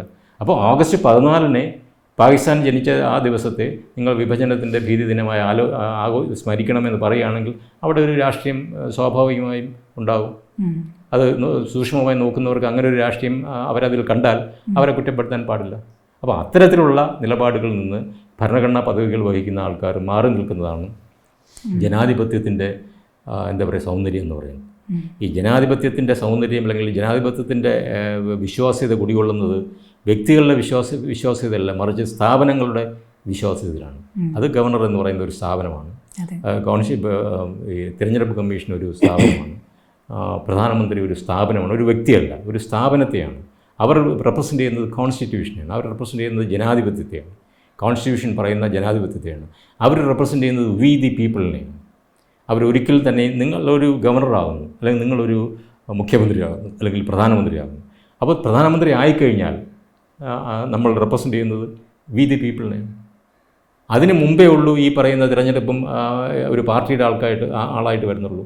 നിങ്ങളൊരു ഭരണഘടനാ പദവിയിൽ വന്നു കഴിഞ്ഞ് കഴിഞ്ഞാൽ പിന്നെ അത് ഭരണഘടനയുടെ പ്രതിപുരുഷനാണ്, ഇന്ത്യയിലെ മുഴുവൻ ജനങ്ങളുടെയും പ്രതിപുരുഷനാണ്. ഇപ്പോൾ ഈ ജനാധിപത്യത്തിൽ തിരഞ്ഞെടുപ്പിൻ്റെ കാര്യം എടുക്കുക. ഈ തിരഞ്ഞെടുപ്പ് എന്ന് പറഞ്ഞാൽ ഒരു മെക്കാനിക്കലായിട്ട് ഒരു ടെക്നിക്കൽ പ്രോസസ്സാണ്. കാര്യം നമ്മൾക്ക് ജനാധിപത്യത്തിൽ ഒരു ഭരണാധിപനെ കണ്ടെത്തണം, ഭരിക്കുന്ന ഒരു കക്ഷിയെ അല്ലെങ്കിൽ ഭരിക്കുന്ന ഒരു കൂട്ടം ആൾക്കാരെ കണ്ടെത്തണം. അതിന് നമ്മൾ തിരഞ്ഞെടുപ്പ് നടത്തുന്നു. ആ തിരഞ്ഞെടുപ്പ് വരെ ഭയങ്കരമായിട്ടുള്ള രാഷ്ട്രീയമാണ്. പക്ഷേ തിരഞ്ഞെടുപ്പ് കഴിഞ്ഞു കഴിഞ്ഞാൽ ആ രാഷ്ട്രീയം അവിടെ വിടുകയാണ്, പിന്നെ മറ്റൊരു രാഷ്ട്രീയത്തിലേക്ക് പോവുകയാണ്. ആ രാഷ്ട്രീയം എന്ന് പറയുന്നത് ഭരണഘടന പറയുന്ന ജനാധിപത്യത്തെ പുഷ്ടിപ്പെടുത്തുക എന്നുള്ളതാണ് ആ രാഷ്ട്രീയം. ആ രാഷ്ട്രീയം എന്ന് പറയുന്നത് ഇന്ത്യയിലെ മുഴുവൻ ജനങ്ങളെയും ഏതെങ്കിലും ഈ ഭരണകക്ഷിക്ക് വോട്ട് ചെയ്തവരാകാം, വോട്ട് ചെയ്യാത്തവരാകാം, അല്ലെങ്കിൽ ഒരു പർട്ടിക്കുലർ മതത്തിൽ വിശ്വസിക്കുന്നവരാവാം, അല്ലെങ്കിൽ വേറൊരു മതത്തിൽ വിശ്വസിക്കുന്നവരാകാം, ഇവരെ എല്ലാവരെയും ഉൾക്കൊള്ളുന്ന ഒരു ഭാരത സ്വരൂപത്തെക്കുറിച്ച് ചിന്തിക്കുന്നതാണ് തിരഞ്ഞെടുപ്പ് കഴിഞ്ഞാലുള്ള രാഷ്ട്രീയം. ഈ രാഷ്ട്രീയത്തെ നമുക്ക് മറ്റത് ഇതാണ് ഒരു ഒരു ഒരു ഒരു ടെക്നിക്കൽ പ്രോസസ്സാണ്. നമ്മളൊരാളിനെ കണ്ടെത്താനുള്ള ഒരു പ്രോസസ്സ്. അവിടെ ഒരു ഭൂരിപക്ഷം പറയുന്നു, ഒരു ന്യൂനപക്ഷം പറയുന്നു. പക്ഷേ തിരഞ്ഞെടുക്കപ്പെട്ട് കഴിഞ്ഞാൽ പിന്നെ അത് ഭൂരിപക്ഷത്തിന് മാത്രം സർക്കാരല്ല, ഇന്ത്യയിലെ മുഴുവൻ ജനങ്ങളുടെയും സർക്കാരാണ്. അതാണ് ഈ സ്ഥാപനങ്ങൾ അപ്ഹോൾഡ് ചെയ്യേണ്ട കാര്യം എന്ന് പറഞ്ഞാൽ സ്ഥാപനങ്ങൾ ഉയർത്തിക്കാട്ടേണ്ടത് ആ ഒരു കാര്യമാണ്. അപ്പോൾ അതിന് അങ്ങനെ ഉയർത്തിക്കാട്ടാൻ സാധിക്കാത്തടത്ത് ജനാധിപത്യമാണ് പരാജയപ്പെടുന്നത്, ആ സ്ഥാപനമാണ് പരാജയപ്പെടുന്നത്. ഈ democracy after all is a bunch of institutions, not bunch of individuals. ആ ഇൻസ്റ്റിറ്റ്യൂഷൻസ് ആ ഇൻസ്റ്റിറ്റ്യൂഷൻസിൻ്റെ ക്രെഡിബിലിറ്റി പോയാൽ ജനാധിപത്യം ഇല്ലാതാകും. ഇപ്പോൾ ഇന്ത്യയുടെ ഒരു ചരിത്രം എടുത്തു നോക്കുകയാണെങ്കിൽ നമുക്ക് ജവഹർലാൽ നെഹ്റു എന്നൊരു പേര് പരാമർശിക്കാതെ കടന്നു പോകാൻ പറ്റില്ല. പക്ഷേ BJP സർക്കാരിൻ്റെ ഒരു പ്രധാന ശത്രു എന്ന് പറഞ്ഞാൽ ഇപ്പോൾ ഈ വിഭജനത്തിൻ്റെ കാര്യത്തിൽ പോലും ജിന്നയേക്കാൾ നെഹ്റുവിനെയാണ് അവർ കുറ്റപ്പെടുത്തുന്നത്. തന്നെയുമല്ല, നെഹ്റുവിൻ്റെ പേര് എവിടെയെല്ലാം വരുന്നുണ്ടോ അവിടെ നിന്നെല്ലാം ആ പേര് മാറ്റുന്ന ഒരു കാഴ്ചയുണ്ട്. ഇപ്പം നെഹ്റു യുവഭാരതം എന്നുള്ളത് പേര് മാറ്റുന്ന ഒരു കാഴ്ചയുണ്ടായിരുന്നു. മ്യൂസിയത്തിൻ്റെ പേര് തീൻമൂർത്തി ഭവനിലെ മ്യൂസിയത്തിൻ്റെ പേര് മാറ്റുന്ന, അങ്ങനെ നെഹ്റുവിനെ ഇവർ തുടച്ചു മാറ്റിക്കൊണ്ടിരിക്കുകയാണ് ചരിത്രത്തിൽ നിന്ന്. തന്നെയുമല്ല NCERT ടെക്സ്റ്റ് പുസ്തകങ്ങളിൽ നിന്ന് പോലും മുഗളന്മാരുടെ ചരിത്രം മാറ്റുന്നു. അങ്ങനെ ഇനി വരുന്ന ഒരു തലമുറയുടെ മുന്നിലേക്ക് ഇവർ വയ്ക്കുന്നത് ഇവർ ആഗ്രഹിക്കുന്ന ഒരു ചരിത്രം, ഇവർ ആഗ്രഹിക്കുന്ന ഇന്ത്യയുടെ ഒരു ചരിത്രം പറഞ്ഞു വയ്ക്കാനാണല്ലോ ആഗ്രഹിക്കുന്നത്. അതൊരു ഭീതിതമായിട്ടുള്ള ഒരു സംഗതിയല്ലേ? അതിനെങ്ങനെയാണ് സാർ നോക്കിക്കാണുന്നത്? നമുക്ക് എങ്ങനെ പ്രതിരോധിക്കാനായിട്ട് സാധിക്കും? അല്ല, നമ്മൾ ശ്രദ്ധിക്കേണ്ട കാര്യം എന്ന് പറഞ്ഞാൽ ഒരു ജനതയെ ഇല്ലാതാക്കാനുള്ള ഏറ്റവും എളുപ്പമാർഗ്ഗം എന്ന് പറഞ്ഞാൽ അവർക്ക് ചരിത്രമില്ലെന്ന് പറയുക എന്നുള്ളതാണ്. ചരിത്രമില്ല, നിങ്ങൾക്ക് ചരിത്രമില്ലാത്തൊരു മനുഷ്യരാണ് എന്ന് പറയുമ്പോൾ നിങ്ങൾക്ക് സംസ്കാരമില്ലാത്ത മനുഷ്യരാണ്, നിങ്ങൾക്കൊരു ഒരു നാഗരികതയില്ലാത്തവരാണ് എന്ന്, നിങ്ങൾക്ക് പിന്നെ ഒരു എന്താ പറയുക ചൈതന്യവത്തായ ഒരു ജീവിതമില്ലെന്ന് പറയുന്നതിന് തുല്യമാണ്. അതുകൊണ്ടാണ് പണ്ട് കൊളോണിയൽ ശക്തികളൊക്കെ അവരെവിടെല്ലാം പോയോ അവരാദ്യം പറയുന്നത് ആ രാജ്യത്തിൻ്റെ ഒരു ചരിത്രമില്ല, ഇനി അഥവാ ഒരു ചരിത്രം ഉണ്ടെങ്കിൽ അത് ഞങ്ങൾ പറയുന്നതാണ് നിങ്ങളുടെ ചരിത്രം എന്ന് പറയുന്നു. അങ്ങനെയാണല്ലോ ബ്രിട്ടീഷുകാർ ഇന്ത്യയിൽ വരുന്നു, ഇന്ത്യക്ക് ചരിത്രമില്ലെന്ന് പറയുന്നു, ഇന്ത്യക്ക് ഒരു സംസ്കാരമില്ലെന്ന് പറയുന്നു, ഇന്ത്യയിൽ ശാസ്ത്രമില്ല, സയൻസ് ഇല്ല എന്ന് പറയുന്നു. ഇതെല്ലാം തെളിയിക്കാൻ അവർ ആദ്യം പറഞ്ഞതെന്ന് പറഞ്ഞാൽ ഇന്ത്യക്ക് ചരിത്രമില്ല എന്നുള്ളതാണ്. ഇനി ഇന്ത്യയെ പോലൊരു രാജ്യത്ത് ഭയങ്കര 5000 വർഷത്തെ പഴക്കമുള്ള രാജ്യത്ത് അത് പറയാൻ പറ്റാത്തതുകൊണ്ട് അവർ പറഞ്ഞു നിങ്ങളുടെ ആ ചരിത്രം തെറ്റാണ്, ഞങ്ങളുടെ എഴുതിയ ചരിത്രമാണ് ശരിയായ ചരിത്രം എന്ന് പറഞ്ഞാൽ നമുക്കൊരു ചരിത്രം അവർ ഉണ്ടാക്കി തരുന്നു. അപ്പോൾ ഒരു രാജ്യത്തെ ഒരു ഭരണകൂടം ഒരു ജനതയുടെ ചരിത്രത്തെ മായ്ച്ചു കളയുന്നെങ്കിൽ അതിനർത്ഥം എന്ന് പറഞ്ഞു കഴിഞ്ഞാൽ ആ ജനതയെ എന്താ പറയുക ഇല്ലാതാക്കുക എന്നുള്ളതാണ്. അല്ലെങ്കിൽ ആ ജനത എന്ന് പറയുന്നത് ആ രാഷ്ട്രത്തിൻ്റെ ഭൂപടത്തിൽ നിന്ന് അപ്രത്യക്ഷമാക്കുക എന്നുള്ളതാണ്. അവർക്ക് വിസിബിലിറ്റി ഇല്ലാതാക്കുക എന്നുള്ളതാണ്, അവരെ ഇൻവിസിബിൾ ആക്കുക എന്നുള്ളതാണ്. എപ്പോഴും ഒരു ജനത വിസിബിൾ ആകുന്നത് അവരുടെ സംസ്കാരത്തിൻ്റെ ശക്തിയുടെ പേരിൽ. അവരുടെ സംസ്കാരം ഉണ്ടാകുമ്പോൾ ഒരു ചരിത്രം ഉണ്ടാകുന്നു. അങ്ങനെ ഒരു ചരിത്രം ഉണ്ടാകുമ്പോഴാണ്, ആ ചരിത്രത്തിൻ്റെ ഭാഗമാണ് സയൻസും മറ്റുള്ള കാര്യങ്ങളും എല്ലാം തന്നെ. അപ്പോൾ അത് വരുമ്പോഴാണ് ജനങ്ങൾക്കൊരു വിസിബിലിറ്റി ഉണ്ടാകുന്നത്. ഇപ്പോൾ ഫ്രഞ്ച് വിപ്ലവത്തിൻ്റെ കാര്യം എടുക്കുക. ഫ്രഞ്ച് വിപ്ലവത്തെക്കുറിച്ച് നമ്മൾ ഏറ്റവും കൂടുതൽ പറയുന്നതെന്ന് പറഞ്ഞാൽ ആ ഫ്രഞ്ച് വിപ്ലവമാണ് ആദ്യമായിട്ട് ലോകത്ത് ജനങ്ങൾക്കൊരു വിസിബിലിറ്റി ഉണ്ടാക്കി കൊടുത്തതെന്നാണ്. കാര്യം ജനങ്ങളെ അവർ തെരുവിൽ കൊണ്ടുവന്നു. അതുവരെ ജനങ്ങൾ വീട്ടിൽ കഴിഞ്ഞിരുന്ന ജനങ്ങളെ, അല്ലെങ്കിൽ എന്താ പറയുക, പാടങ്ങളിലും പണിസ്ഥലങ്ങളിലും കഴിഞ്ഞിരുന്ന ജനങ്ങളെ അവർ തെരുവിലേക്ക് കൊണ്ടുവരികയും ഇൻവിസിബിളായി നിന്നവരെ വിസിബിളാക്കുകയും ചെയ്തു എന്നുള്ളതാണ്. അപ്പോൾ ജനാധിപത്യത്തിൻ്റെ ഏറ്റവും വലിയ ശക്തി എന്ന് പറയുന്നത് ഇൻവിസിബിളായിട്ടുള്ള ആൾക്കാരെ വിസിബിളാക്കുക എന്നുള്ളതാണ്. Indian constitution V the people എന്ന് പറയുന്നത് അതുവരെ വിസിബിലിറ്റി ഇല്ലാതിരുന്ന ജനങ്ങൾക്ക് വിസിബിലിറ്റി ഉണ്ടാക്കി കൊടുത്തു എന്നുള്ളതാണ്. അപ്പോൾ നിങ്ങൾ ചരിത്രം മായ്ക്കുന്നെങ്കിൽ അതിൻ്റെ അർത്ഥം വീണ്ടും അവരെ ആ വിസിബിലിറ്റി മായ്ച്ചു കളയുക എന്നുള്ളതാണ്. വിസിബിലിറ്റി മായ്ച്ചു കളഞ്ഞവരെ ഇൻവിസിബിളാക്കുക എന്നുള്ളതാണ്. പക്ഷേ നമ്മളൊരു കാര്യം മനസ്സിലാക്കേണ്ടത്, ഇന്നത്തെ ആധുനിക കാലഘട്ടത്തിൽ ശാസ്ത്ര സാങ്കേതിക വിദ്യ, ഇൻഫർമേഷൻ ടെക്നോളജിയൊക്കെ ഡെവലപ്പ് ചെയ്തിരിക്കുന്ന ഈ കാലഘട്ടത്തിൽ, ഐ ടി മറ്റും ഡെവലപ്പ് ചെയ്ത ഈ കാലഘട്ടത്തിൽ ഒരാളിനെ മായ്ച്ചു കളയുക എന്ന് പറഞ്ഞാൽ വളരെ ബുദ്ധിമുട്ടാണ്. നമ്മൾ എത്ര മായ്ച്ചു കളയാൻ ശ്രമിച്ചാലും ആ മായ്ച്ചു കളയപ്പെടുന്നയാൾ വീണ്ടും വീണ്ടും ഉയർന്നു വരും എന്നുള്ളതാണ്. നമ്മൾ ഇവിടെ എഗെയിൻ നമ്മൾ ഈ 21-ാം നൂറ്റാണ്ടിൽ നമ്മളുടെ കുട്ടികളെ എന്ത് പഠിപ്പിക്കണം എന്നുള്ളതാണ് നമ്മുടെ ബേസിക് ആയിട്ടുള്ള പ്രശ്നം. മറ്റ് രാജ്യങ്ങളും തന്നെ ശാസ്ത്ര സാങ്കേതിക വിദ്യ, അതിന് അവരുടെ സാമൂഹ്യശാസ്ത്രമൊക്കെ പഠിപ്പിച്ച് മുന്നോട്ട് പോകുമ്പോൾ നമ്മളിവിടെ കൊച്ചുകുട്ടികൾ കളിക്കുന്നത് പോലെ ചരിത്രം മായ്ച്ചു കളഞ്ഞിട്ട് കളിച്ചുകൊണ്ടിരിക്കുകയാണ്. ഈ ചരിത്രം വേണ്ട, ആ ചരിത്രം മതി. എന്തുകൊണ്ടാണ് നമ്മളെ കുട്ടികൾ പുറത്തുപോയി പഠിക്കുന്നത്? അത് കേരളത്തിൽ മാത്രം സംഭവിക്കുന്നൊരു കാര്യമല്ലല്ലോ, ഇന്ത്യക്ക് മൊത്തം ഒട്ടുക്ക് സംഭവിക്കുന്നൊരു കാര്യമാണ്. ഈ ഒരുവിധം സാമ്പത്തിക ശേഷിയുള്ള ആൾക്കാരുടെ മക്കളെല്ലാം പുറത്തുപോയി പഠിക്കുകയാണ്. ഒരുവിധം പ്രധാനപ്പെട്ട രാഷ്ട്രീയ നേതാക്കന്മാരുടെ മക്കളെല്ലാം പുറത്തുപോയി പഠിക്കുകയാണ്. ഒരുവിധം പ്രധാനപ്പെട്ട ഉദ്യോഗസ്ഥന്മാരുടെ മക്കളെല്ലാം പുറത്തുപോയി പഠിക്കുക. എന്തുകൊണ്ടാണ് അവർ പുറത്തു പോകുന്നത്? ബേസിക് ഇഷ്യൂ എന്ന് പറഞ്ഞു കഴിഞ്ഞാൽ ഇവിടെ ഒരു ക്രെഡിബിളായിട്ടുള്ളൊരു വിദ്യാഭ്യാസ സമ്പ്രദായം നമ്മൾ എന്താ പറയുക സസ്റ്റെയിൻ ചെയ്യാൻ ശ്രമിക്കുന്നില്ല എന്നുള്ളതാണ്. നെഹ്റുവിൻ്റെ കാലഘട്ടത്തിൽ ഒരു വിദ്യാഭ്യാസ സമ്പ്രദായത്തെ ഒരു സസ്റ്റെയിൻ ചെയ്യാൻ എന്താ പറയുക സ്ഥാപിക്കുവാനാണ് ശ്രമിക്കുന്നത്. ഈ നെഹ്റു ഒരു ബാങ്ക് ബാലൻസ് ഇല്ലാതെയാണ് ഇന്ത്യയെ കെട്ടിപ്പടുക്കുന്നത്. ഒരു ബാങ്ക് ബാലൻസും ഇല്ല. അദ്ദേഹത്തിൻ്റെ ഭാവനയിൽ തുടങ്ങിയ ഇൻസ്റ്റിറ്റ്യൂഷൻസാണ് സ്ഥാപിക്കുന്നത്.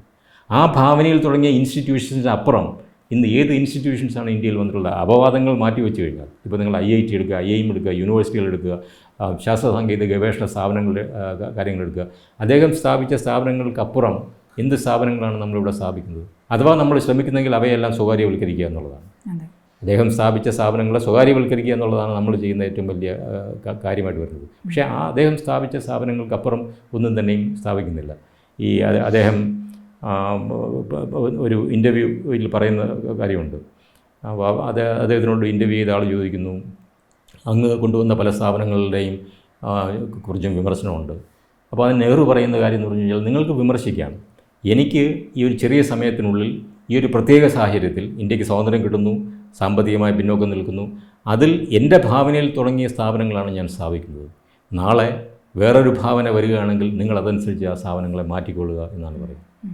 അപ്പോൾ സ്ഥാപനങ്ങൾ സ്ഥാപിക്കുക എന്നുള്ളതാണ്, ചരിത്രം എഴുതുക എന്നുള്ളതാണ്, ചരിത്രം മായ്ച്ചു കളയുക എന്നുള്ളതല്ല ഒരു ജനാധിപത്യത്തിൽ സംഭവിക്കുന്നത്. ഇന്ത്യൻ ചരിത്രം എന്ന് പറഞ്ഞാൽ അടരടരായി നിൽക്കുന്ന ചരിത്രമാണ്. ഒന്നിനെയും മായ്ച്ചു കളയുന്നില്ല. ഇങ്ങനെ സൂപ്പർ ഇമ്പോസ് ചെയ്ത് പോകുന്ന ഒരു സംഗതിയാണ്. അപ്പോൾ നിങ്ങൾ മായ്ച്ചു കളയുന്നു എന്ന് പറയുമ്പോൾ അതിനർത്ഥം നിങ്ങൾ ബേസ്വരതയെ ഇല്ലാതെ ആക്കുന്നു എന്നുള്ളതാണ്.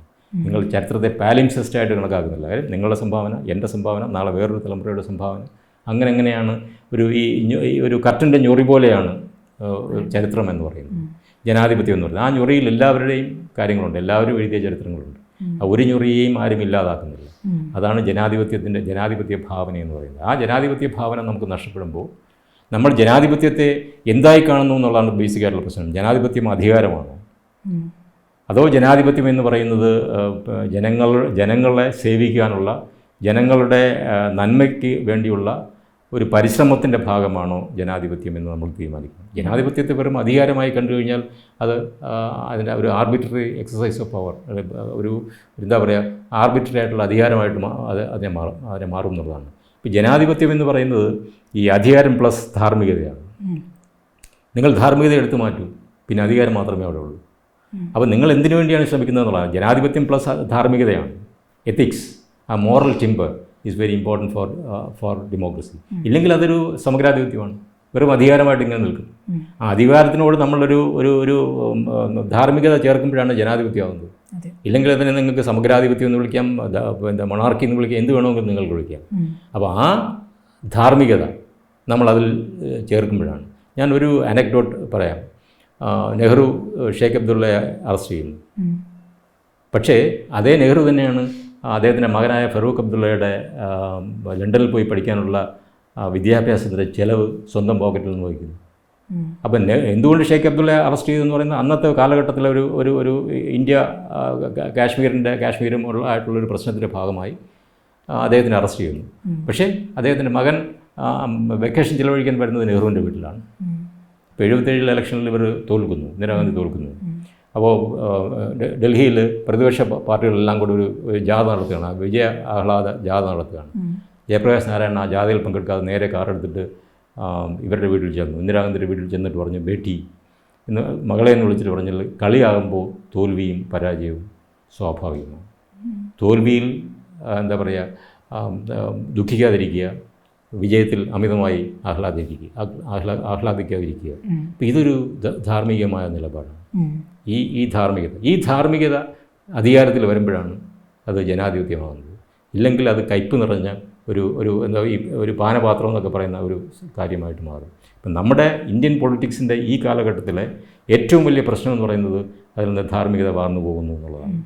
അത് വെറും അധികാരത്തിൻ്റെ ചിഹ്നമായി അല്ലെങ്കിൽ അധികാരമായി റോ പവറായിട്ട് അത് മാറുന്നു. നേതാക്കൾ തമ്മിൽ പരസ്പരമുള്ള ഒരു ബഹുമാനം, അത് നേരത്തെ ഉദാഹരണത്തിൽ വളരെ സ്പഷ്ടമായിട്ട് അങ്ങ് പറഞ്ഞു. അത്തരത്തിലൊരു ബഹുമാനം നിലവിൽ ഉണ്ടെന്ന് തോന്നുന്നു? തീർച്ചയായിട്ടും ഇല്ല. ഏറ്റവും വലിയ പ്രശ്നം എന്ന് പറഞ്ഞാൽ ഇപ്പോൾ ഒരു പ്രതിപക്ഷത്തിൻ്റെ ഒരു ശത്രുവിനെ പോലെ കണക്കാക്കുന്ന ഒരവസ്ഥ ഞാൻ ഏതെങ്കിലും ഒരു പാർട്ടിയെ മാത്രം ഇവിടെ കുറ്റപ്പെടുത്തുകയല്ല. എല്ലാ പാർട്ടികളും അവർ അധികാരത്തിൽ വന്നു കഴിഞ്ഞാൽ പ്രതിപക്ഷത്തിനെ ഒരു ശത്രുതയായിട്ട് കാണുന്ന ഒരു കാര്യം. അത് പക്ഷേ ഇന്നലെ തുടങ്ങിയതല്ല, സോക്രട്ടീസിൻ്റെ കാലഘട്ടം മുതൽ തുടങ്ങിയതാണ്. ഈ ലോകത്തിലെ ആദ്യത്തെ പ്രതിപക്ഷ നേതാവ് എന്ന് പറയുന്നത് സോക്രട്ടീസാണ്. സോക്രട്ടീസിനെ ജയിലിലടക്കി അദ്ദേഹത്തെ വധശിക്ഷയ്ക്ക് വിധിക്കുകയും ചെയ്തിട്ട്. പക്ഷേ നമ്മൾ ധരിക്കുന്നത് ജനാധിപത്യം വരുമ്പോൾ അങ്ങനെ സംഭവിക്കില്ല. ജനാധിപത്യം വരുമ്പോൾ ഒരു പ്രതിപക്ഷ ബഹുമാനം എന്ന് പറയുന്നത്, അതുകൊണ്ടാണല്ലോ പ്രതിപക്ഷ നേതാവിന് ക്യാബിനറ്റ് റാങ്ക് കൊടുക്കുന്നു. അദ്ദേഹത്തിന് പ്രധാനമന്ത്രിക്ക് തുല്യമായ പദവിയാണ് പിന്നെ ജനാധിപത്യം നൽകുന്നത്, അല്ലെങ്കിൽ ഇന്ത്യയിലും ജനാധിപത്യ രാഷ്ട്രങ്ങളെല്ലാം തന്നെ നൽകുന്നത്. അധികാരം എന്ന ഇതിന് അപ്പുറം ആൾക്കാർക്ക് ചിന്തിക്കാൻ പറ്റും. ഇപ്പോഴത്തെ അധികാരം ഒരുപക്ഷെ ഇവർ അധികാരത്തിലിരിക്കുമ്പോഴും അതുകൊണ്ട് എനിക്ക് തോന്നിയിട്ടുള്ളത് ഇവർ പ്രതിപക്ഷത്തെ പോലെ പെരുമാറുന്നു എന്നുള്ളതാണ്. അധികാരത്തിലിരിക്കുമ്പോൾ പോലും പ്രതിപക്ഷത്തെ പോലെ പെരുമാറുന്ന ഒരവസ്ഥയുണ്ടല്ലോ. എല്ലാത്തിനെയും ഒരു വിമർശനം വരുമ്പോൾ അതിനെ ശത്രുതാപരമായി കണക്കാക്കുക, അതിനെ നേരിടുക എന്നൊക്കെ പറയുന്ന ഒരു ഇതുണ്ടല്ലോ. പ്രതിപക്ഷത്തെ എന്താ പറയുക, വിമർശിക്കുക എന്നുള്ളത്. ഈ വിമർശനത്തിൻ്റെ ശരം ഏറ്റുവാങ്ങേണ്ടത് ഭരണകക്ഷിയാണ്. അവരുടെ വിശ്വാസ്യത തെളിയിക്കേണ്ടത് പ്രതിപക്ഷം പറയുന്ന ആരോപണം തെറ്റാണെന്ന് തെളിയിക്കാനുള്ള ബാധ്യത ഏറ്റെടുക്കുന്നതിന് പകരം നമ്മുടെ ഭരണകക്ഷികൾ ചെയ്യുന്നത് പ്രതിപക്ഷത്തെ തിരിച്ച് വിമർശിക്കുക എന്നുള്ളതാണ്. അതും ജനാധിപത്യത്തിൽ അധികാരം മാത്രമാകുമ്പോൾ സംഭവിക്കും. ഇപ്പോൾ ജമ്മു കാശ്മീരിൽ യുവാക്കളെ വഴിതെറ്റിക്കുമെന്ന് പറഞ്ഞിട്ട് അരുന്ധതി റോയ്, ബുക്കർ പ്രൈസ് കിട്ടിയ അരുന്ധതി റോയ് എഴുതിയ ആസാദി ഉൾപ്പെടെയുള്ള 25 പുസ്തകങ്ങൾ നിരോധിച്ചു. അതിൽ രാഷ്ട്രീയക്കാരുടെ, മാധ്യമപ്രവർത്തകരുടെ, ചരിത്ര പണ്ഡിതന്മാരുടെ എല്ലാവരുടെയും പുസ്തകങ്ങളുണ്ട്. ഇത്രത്തോളം ഈ പുസ്തകങ്ങൾ ഇവർ ഭയക്കുന്നത് എന്താണ്? അതും ചെയ്തിരിക്കുന്ന ഒരു ഗവർണറാണ്. അതെ, വാക്കുകളെ ഭയക്കുന്നു എന്ന് പറയുമ്പോൾ നിങ്ങൾ ജനാധിപത്യത്തെ ഭയക്കുന്നു എന്നുള്ളതാണ്. ജനാധിപത്യത്തിൻ്റെ ഏറ്റവും മൗലികമായ കാര്യം എന്ന് പറഞ്ഞു കഴിഞ്ഞാൽ വിമർശനമാണ്. ഭരണകൂടത്തെ വിമർശിക്കുക എന്നുള്ളതാണ്. നിങ്ങൾ അഗ്നിശുദ്ധി വരുത്തുക എന്നുള്ളതാണ്. ആ ഭരണകൂടം അഗ്നിശുദ്ധി വരുത്തുന്നത് വിമർശനങ്ങളിലൂടെയാണ്. നിങ്ങളെ വിമർശിക്കുമ്പോൾ നിങ്ങൾ ആ വിമർശനം തെറ്റാണെന്ന് തെളിയിച്ച് നിങ്ങൾ അഗ്നിശുദ്ധി വരുത്തുക എന്നുള്ളതാണ്. മറിച്ച് നിങ്ങളുടെ ഇമേജിനെ, നിങ്ങൾ തന്നെ നിർമ്മിച്ച ഒരു ഇമേജുണ്ട്, ആ ഇമേജിനെ സംരക്ഷിക്കാൻ വേണ്ടി ശ്രമിക്കുമ്പോഴാണ് പുസ്തകം നിരോധിക്കാനായിട്ട് പോകുന്നത്. ഭരണകൂടത്തിൻ്റെ അല്ലെങ്കിൽ ഭരണകക്ഷിയുടെ ഇമേജ് സൃഷ്ടിക്കേണ്ടത് ജനങ്ങളാണ്, അവർക്ക് നൽകേണ്ടത്. ഈ ഭരിക്കുന്ന കക്ഷി എന്ന് പറഞ്ഞു കഴിഞ്ഞാൽ ഒരു എന്താ പറയുക, ഒരു സ്കെച്ച് പോലെയാണ്. ആ സ്കെച്ചിന് പെയിൻ്റ് അടിച്ച് അതിനെ മുഖം മിനുക്കുക എന്നുള്ളത് ജനങ്ങളുടെ ഉത്തരവാദിത്വമാണ്. അപ്പോൾ അതിന് നിങ്ങൾ ചെയ്യാതെ നിങ്ങൾ സ്വയം ഒരു ഇമേജ് ഉണ്ടാക്കുകയും ആ ഇമേജിന് കോട്ടം തട്ടുന്ന അത് വിമർശനമാണെന്ന് കണക്കാക്കുകയും, അപ്പോൾ വിമർശനത്തിന് നിങ്ങൾ സ്വാഭാവികമായും ഭയക്കും. അപ്പോൾ നിങ്ങൾക്ക് സ്വയം അഗ്നിശുദ്ധി വരുത്തുവാൻ നിങ്ങൾ തയ്യാറല്ലെങ്കിൽ പിന്നെ നമുക്ക് ചെയ്യാൻ പറ്റുന്നതെന്ന് പറഞ്ഞു കഴിഞ്ഞാൽ നമ്മളെ മേൽ ചെളിവാരി എറിയുന്നത് ഒഴിവാക്കുക എന്നുള്ളതാണ്. ആ ചിലവാരി എറിയൽ ആയിട്ടാണ് ഇത്തരം വിമർശനങ്ങളെ ഭരണകൂടം കാണുന്നത്. അപ്പോൾ നമ്മൾക്ക് സഹിഷ്ണുതയില്ലെങ്കിൽ വിമർശനത്തെ നേരിടണമെങ്കിൽ നിങ്ങൾക്ക് സഹിഷ്ണുത ഉണ്ടാകണം. വിമർശനത്തെ നേരിടണമെങ്കിൽ നിങ്ങൾക്കൊരു ഇൻക്ലൂസീവായിട്ടുള്ളൊരു രാഷ്ട്രീയം ഉണ്ടാകണം. എല്ലാവരെയും ഉൾക്കൊള്ളുന്ന ഒരു രാഷ്ട്രീയം ഉണ്ടാകണം. വളരെ ഓപ്പൺ ആയിട്ടുള്ളൊരു രാഷ്ട്രീയം ഉണ്ടാകും. നമ്മളത് പറയാറുണ്ടല്ലോ, ജനാധിപത്യം ട്രാൻസ്പെറൻ്റ് ആണെന്ന്. ആ ട്രാൻസ്പെറൻസി വരുന്നത് എല്ലാവർക്കും കയറി നിൽക്കാനൊരു ഇടം കൊടുക്കുമ്പോഴാണ്, എല്ലാവരെയും ഉൾപ്പെടുത്തത്തക്ക വിധത്തിൽ നിങ്ങളുടെ രാഷ്ട്രീയം വിശാലമാകുമ്പോഴാണ്. ആ ഉൾപ്പെടുത്തലിൽ നമ്മളെ എതിർക്കുന്നവരുണ്ട്, നമ്മളെ വിമർശിക്കുന്ന എഴുത്തുകാരുണ്ട്, നമ്മളെ എന്താ പറയുക സപ്പോർട്ട് ചെയ്യുന്ന ആൾക്കാരുണ്ട്, നമുക്കെതിരെ പ്രവർത്തിക്കുന്ന മനുഷ്യാവകാശ പ്രവർത്തകരുണ്ട്. അവരെല്ലാവരും കൂടെ ചേർന്നതാണ് ആ ഒരു സ്പേസ് എന്ന് പറയുന്നത്. അപ്പോൾ ആ സ്പേസ് നമ്മൾ ഇല്ലാതാക്കിയിട്ട് നമ്മൾ ആ സ്പേസിനെ വെറും പവറിൻ്റെ സ്പേസായിട്ട്, അധികാരത്തിൻ്റെ സ്പേസായിട്ട് മാറുന്നു. ഈ അധികാരത്തിൽ ഞങ്ങളുടെ കൂടെ നിൽക്കുന്നവർ മാത്രം മതി, ഈ അധികാരത്തെ പിന്തുണയ്ക്കുന്നവർ മാത്രം ഈ സ്പേസിൽ നിന്നാൽ മതി എന്ന് നിങ്ങൾ പറയുന്നു. അപ്പോൾ സ്വാഭാവികമായും മറ്റുള്ളവരെല്ലാം പുറത്താകുകയും അവർ നമ്മുടെ അല്ലെങ്കിൽ ആ ഭരിക്കുന്നവരുടെ ശത്രുവായിട്ട് മാറുകയും ചെയ്യുന്നു. അപ്പോൾ ഇവിടെ ഒരു 25 പുസ്തകം ഒരുപക്ഷെ ആദ്യത്തെ ലിസ്റ്റായിരിക്കും. ഇനിയും ഇതുപോലുള്ള ലിസ്റ്റ് ഇങ്ങനെ വന്നുകൊണ്ടേയിരിക്കും, വിമർശനത്തിനെതിരായിട്ടുള്ള ലിസ്റ്റ് വന്നുകൊണ്ടേയിരിക്കും. നിങ്ങൾ ആരുടെ കൂടെയാണ് എന്ന ചോദ്യത്തിന് ഭരിക്കുന്നവർ ആഗ്രഹിക്കുന്ന ഉത്തരം എന്ന് പറയുന്നത് ഞങ്ങൾ നിങ്ങളുടെ കൂടെയാണ് എന്നാണ്. നിങ്ങൾ അധികാരവർഗത്തിൻ്റെ കൂടെയാണ് നിൽക്കുന്നത് എന്ന ഉത്തരവാണ് ഭരിക്കുന്നവർ പ്രതീക്ഷിക്കുന്നത്. അല്ലാതെ നിങ്ങൾ ഭരണഘടനയുടെ കൂടെയാണോ, നിങ്ങൾ നിയമത്തിൻ്റെ കൂടെയാണോ എന്നുള്ള ഒന്നും പറഞ്ഞിട്ട് കാര്യമില്ല. Or either you are with us or you are against us എന്ന് പറയുന്ന ഇതിലേക്ക് വെറും സിമ്പിളായിട്ടുള്ള ഒരു എന്താ പറയുക ഇക്വേഷനിലേക്ക്, സമവാക്യത്തിലേക്ക് നമ്മൾ ജനാധിപത്യത്തെ തരം താഴ്ന്നു. ഞങ്ങളുടെ കൂടെയുള്ളവരും മറ്റുള്ളവരും. അപ്പോൾ എഴുത്തുകാരെല്ലാം മറ്റുള്ളവരാണ്. മറ്റ് ഇതിൽ വിശ്വസിക്കുന്നവരൊക്കെ, മറ്റ് രാഷ്ട്രീയത്തിൽ വിശ്വസിക്കുന്നവരൊക്കെ നിങ്ങളുടെ എതിരാളിയായി മാറുന്നു. അപ്പോൾ അങ്ങനെ ഒരു ബൈനറി ആയിട്ട് നമ്മൾ രാഷ്ട്രീയത്തെ കൊണ്ടുവരുമ്പോൾ, വി ആൻഡ് ദം എന്ന് പറയുന്ന ഒരു ബൈനറിയിലേക്ക് രാഷ്ട്രീയത്തെ കൊണ്ടുവരുമ്പോൾ സ്വാഭാവികമായും നമുക്കെതിരെ വരുന്ന വിമർശനങ്ങളെ ഇല്ലായ്മ ചെയ്യുവാൻ ശ്രമിക്കും. ആ ശ്രമത്തിൻ്റെ ഭാഗമാണ് ഈ പുസ്തകങ്ങൾ നിരോധിക്കുന്നത്. എന്താണ് വാക്കുകൾക്ക് ഇത്രയും? നമ്മൾ പറയാറുണ്ട് ഇന്ത്യക്ക് 5000 വർഷത്തെ ചരിത്രമുണ്ട്. അപ്പോൾ ഇന്ത്യക്ക് 5000 വർഷത്തെ ചരിത്രമുണ്ടെങ്കിൽ ഒരു 50 ദിവസം കൊണ്ടോ 5 വർഷം കൊണ്ടോ എഴുതുന്നൊരു പുസ്തകം നിങ്ങളെന്തിനാണ് ഇത്രയും പേടിക്കുന്നത്? എന്തിനാണ്? ഒരു പുസ്തകം എഴുതാൻ ചിലപ്പോൾ 5 ആഴ്ച മതിയാക്കും, അല്ലെങ്കിൽ 5 മാസം മതി, അല്ലെങ്കിൽ 5 വർഷമായിരിക്കും, അല്ലെങ്കിൽ 50 വർഷം എടുത്തുന്നിരിക്കട്ടെ. അപ്പോൾ 50 വർഷമോ 5 ആഴ്ച കൊണ്ട് എഴുതുന്ന ഒരു പുസ്തകത്തെ, വാക്കിനെ 5000 വർഷത്തെ പാരമ്പര്യമുള്ള നമ്മൾ എന്തിനാണ് ഭയക്കുന്നത്? മനുഷ്യരെന്തിനാണ് ഭയക്കുന്നത്? അപ്പോൾ എന്ന് പറയുമ്പോൾ ആ വാക്കിൻ്റെ ഒരു പൊട്ടൻഷ്യൽ അത്രത്തോളം ഉണ്ടെന്നുള്ളതാണ്. വാക്കിൻ്റെ ഒരു ഡീസ്റ്റെബിലൈസിങ് പൊട്ടൻഷ്യൽ, അധികാരത്തെ ഡീസ്റ്റെബിലൈസ് ചെയ്യാനുള്ള പൊട്ടൻഷ്യൽ, ഇത് തിരിച്ചറിഞ്ഞുകൊണ്ട് ഭരണത്തിൽ ഭരിക്കുന്നവർ വാക്കിനെ ഇല്ലാതാക്കും. നമ്മൾ നേരത്തെ പറഞ്ഞതുപോലെ ഉണ്ടല്ലോ, ഒരു നെഹ്റുവിനെ ഇല്ലാതാക്കാൻ പറ്റില്ല, അല്ലെങ്കിൽ ഗാന്ധിയെ ഇല്ലാതാക്കാൻ പറ്റില്ല എന്ന് പറയുന്നത് പോലെ തന്നെ വാക്കിനെയും നമുക്ക് ഇല്ലാതാക്കാൻ പറ്റില്ല. വാക്ക് വീണ്ടും വീണ്ടും അക്ഷരം എന്ന് പറയുന്നത് ഒരിക്കലും നശിക്കാത്തതാണ്. അപ്പോൾ അതിങ്ങനെ വന്നുകൊണ്ടേയിരിക്കും. നമ്മൾക്കെതിരെ വീണ്ടും വീണ്ടും അത് ചോദിച്ചുകൊണ്ടേയിരിക്കും. ഇപ്പോൾ ഈ പുസ്തകങ്ങൾ ബാൻ ചെയ്യുന്നതാണെങ്കിലും, ഇപ്പോൾ ഒരു ചലച്ചിത്രത്തിന് പേരിടുന്നതാണെങ്കിലും കേന്ദ്ര സർക്കാർ പറയുന്ന രീതിയിലേക്ക് വരണമെന്നുള്ള രീതിയിലാണല്ലോ സെൻസർ ബോർഡിൻ്റെ നടപടികളൊക്കെ കാണിക്കുന്നത്. ഇത് നമ്മുടെ ആവിഷ്കാര സ്വാതന്ത്ര്യത്തിന് മേലുള്ള ഒരു കടന്നുകയറ്റമല്ല? തീർച്ചയായിട്ടും ആവിഷ്കാര സ്വാതന്ത്ര്യം, നമ്മുടെ അഭിപ്രായ സ്വാതന്ത്ര്യം, നമ്മുടെ മൗലികമായിട്ടുള്ള അവകാശങ്ങൾ, നമ്മുടെ ഭരണഘടന, ഇതിനൊക്കെ എതിരായിട്ടുള്ളൊരു കാര്യമാണ്. ഒരു പേരിൽ എന്തിരിക്കുന്നു നമ്മൾ പറയാറുണ്ട്. പക്ഷേ ഇപ്പോൾ പേരിലാണ് എല്ലാം ഇരിക്കുന്നത്. നിങ്ങളൊരു സിനിമയ്ക്ക് ഒരു പേരിടുന്നു, അല്ലെങ്കിൽ നിങ്ങളൊരു കഥയ്ക്ക് ഒരു പേരിടുന്നു, അല്ലെങ്കിൽ ഒരു സിനിമയിലൊരു കഥാപാത്രത്തെ നിങ്ങൾ 2 കഥാപാത്രങ്ങൾ, നമ്മൾ 2 വ്യത്യസ്ത മതത്തിൽപ്പെടുന്ന കഥാപാത്രങ്ങൾ നമ്മളുടെ പ്രണയത്തെക്കുറിച്ച് നിങ്ങൾ സംസാരിക്കുന്നു. പക്ഷേ ഇതൊന്നും പറ്റില്ല എന്ന് പറയുമ്പോൾ നമ്മൾ ശരിക്കും പറഞ്ഞു കഴിഞ്ഞാൽ നമ്മൾ നിരാശം ചെയ്യുന്നത് കോൺസ്റ്റിറ്റ്യൂഷനാണ്, ജനാധിപത്യത്തെയാണ്. നമ്മൾ നിലകൊണ്ട സ്വാതന്ത്ര്യ സമരം നിലകൊണ്ട പ്രത്യയശാസ്ത്രത്തെയാണ്. ഈ ഇവിടെ ഫ്രഞ്ച് വിപ്ലവത്തിൻ്റെ കാര്യം പറയുന്നുണ്ട്. ഫ്രഞ്ച് വിപ്ലവത്തിൻ്റെ ഏറ്റവും വലിയ കാര്യം എന്ന് പറഞ്ഞാൽ അത് ജനങ്ങളെ തെരുവിൽ കൊണ്ടുവന്നു, വിസിബിലിറ്റി കൊടുത്തു. അതുതന്നെയാണ് ഗാന്ധിജി ചെയ്തത്, സ്വാതന്ത്ര്യ സമരം ചെയ്തത്. ഗാന്ധിജി 3 പ്രധാനപ്പെട്ട പ്രസ്ഥാനങ്ങളാണല്ലോ, മുന്നേറ്റങ്ങളാണല്ലോ നടത്തിയത്. അത് അവസാനം ക്വിറ്റ് ഇന്ത്യയിൽ അവസാനിക്കുന്നു. പിന്നെ ഉപ്പ് സത്യാഗ്രഹം, സിവിൽ ഡിസൊബീഡിയൻസ്, ഉപ്പ് സത്യാഗ്രഹം, പിന്നെ ക്വിറ്റ് ഇന്ത്യ മൂവ്മെൻറ്റ്. ഇത് 3 ഏറ്റവും വലിയ മുന്നേറ്റങ്ങൾ ഗാന്ധിജി കൊണ്ടുവന്നത്. ഈ മുന്നേറ്റങ്ങളിലൂടെ അതുവരെ ഇതിന് പുറത്തിരുന്ന ജനങ്ങളെ അദ്ദേഹം അവരെ വിസിബിളാക്കി. അതുവരെ ഇൻവിസിബിളായിരുന്ന ജനങ്ങളെ അവരെ ഒരു ഇന്ത്യക്കാരാക്കി മാറ്റി. നിങ്ങൾ കേരളത്തിലുള്ളവരായാലും ശരി, മറ്റുള്ള സംസ്ഥാനത്തുള്ളവരായാലും ശരി, ഇന്ത്യക്കാരാണ്, നമ്മൾ ഒന്നാണ്. നമ്മളുടെ പൊതുഭാഗതയം, നമുക്കൊരു പൊതുവായ ഭാഗതയമുണ്ട്, നമുക്ക് പൊതുവായിട്ടുള്ളൊരു ചരിത്രമുണ്ട്, നമുക്ക് പൊതുവായിട്ടുള്ളൊരു ഭാവിയും വർത്തമാനവും ഭൂതവും ഉണ്ട് എന്നാണ് അദ്ദേഹം പറഞ്ഞത്. അപ്പോൾ അദ്ദേഹം ഇന്ത്യക്കാരെ നിർമ്മിച്ചു എന്ന് മാത്രമല്ല, ഇൻവിസിബിളായിട്ടുള്ള ജനങ്ങളെ വിസിബിലിറ്റി ഉണ്ടാക്കി കൊടുത്തു. ഇവിടെ ഫ്രഞ്ച് വിപ്ലവം ആക്രമണത്തിലൂടെയാണ്, വയലൻസിലൂടെയാണ് വിസിബിലിറ്റി ഉണ്ടാക്കിയെങ്കിൽ ഗാന്ധിജി നേരെ ഓപ്പോസിറ്റ് ആയിട്ടുള്ള കാര്യം ചെയ്തത്. അഹിംസയിലൂടെ ജനങ്ങൾക്ക് വിസിബിലിറ്റി ഉണ്ടാക്കി കൊടുത്തു. അഹിംസയിലൂടെ ബ്രിട്ടീഷ് ജയിലിനെ കുറിച്ച് ജനങ്ങൾക്കുണ്ടായിരുന്ന ഭയം ഇല്ലാതാക്കി. അദ്ദേഹം ജയിലിൽ പോകാൻ തയ്യാറാണ്. ഏറ്റവും കൂടുതൽ സമയം അദ്ദേഹം ജയിലിൽ കഴിയുന്നു, നെഹ്റു ജയിലിൽ കഴിയുന്നു. അപ്പോൾ അവിടെ ഒരു വിസിബിലിറ്റി ഉണ്ടാക്കി കൊടുത്തു സ്വാതന്ത്ര്യ സമരത്തിലൂടെ ഗാന്ധിയും മറ്റുള്ള ആൾക്കാരും. അത് നിഷേധിക്കുകയാണ്. നമ്മൾ ആ സ്വാതന്ത്ര്യ സമരത്തിൻ്റെ ഒരു ആശയമുണ്ടല്ലോ, അതിനെ, ഇന്ത്യ എന്ന ആശയത്തെ എല്ലാം നിഷേധിക്കുകയാണ് ഇതിലൂടെ. ഇനി ഉള്ള ഇന്ത്യയുടെ ഒരു രാഷ്ട്രീയ ഭാവി എങ്ങനെയാണ് നോക്കിക്കാണുന്നത്? ഞാൻ തീർച്ചയായിട്ടും ഇന്ത്യക്ക് ഒരു രാഷ്ട്രീയ ഭാവി ഉണ്ട് എന്ന് തന്നെയാണ് ഞാൻ വിശ്വസിക്കുന്നത്. കാരണം എനിക്ക് ഇന്ത്യയിലെ ജനങ്ങളിൽ അത്രത്തോളം വിശ്വാസമുണ്ട്. കാരണം നമ്മൾക്ക് നമ്മുടെ ജനങ്ങളിൽ വിശ്വാസം ഇല്ലാതായി കഴിഞ്ഞാൽ പിന്നെ നമ്മൾക്ക് തന്നെ നിലനിൽപ്പില്ലാതാകും, നമ്മളുടെ ഐഡൻറ്റിറ്റി തന്നെ ഇല്ലാതാകും, നമ്മൾക്ക് ഭാവി ഇല്ലാതാകും. ഞാനങ്ങനെയല്ല വിശ്വസിക്കുന്നത്. എന്നാൽ ഇൻഡസ് വാലി സിവിലൈസേഷൻ്റെ അടയാളങ്ങൾ ഇന്നും നമ്മൾ നിൽക്കുന്നു. നമുക്ക് 5000 വർഷത്തെ ആ ചരിത്രമുണ്ട്. 5000 വർഷം ചരിത്രമുള്ള ഒരു ജനതയെ 5 വർഷം കൊണ്ടോ 10 വർഷം കൊണ്ടോ 15 വർഷം കൊണ്ടോ 20 വർഷം കൊണ്ടോ ഒരാൾക്ക്, ഒരു വ്യക്തിക്കോ, ഒരു പ്രസ്ഥാനത്തിനോ ആർക്കും ഇല്ലാതാകാൻ പറ്റില്ല. അത് ഏത് രാജ്യത്തിൻ്റെ ചരിത്രം എടുത്താലും ഒരു മുന്നോട്ടുള്ളൊരു പോക്കുണ്ട്, ഒരു പുറകോട്ടുള്ള പോക്കുണ്ട്. വീണ്ടും ഒരു മുന്നോട്ടുള്ള പോക്കുണ്ട്, ഒരു 5 അടി മുമ്പോട്ട് പോകുന്നു, 2 അടി പുറകോട്ട് വരുന്നു. വീണ്ടും 10 അടി മുന്നോട്ട് പോകുന്നു, 5 അടി പുറകോട്ട് വരുന്നു.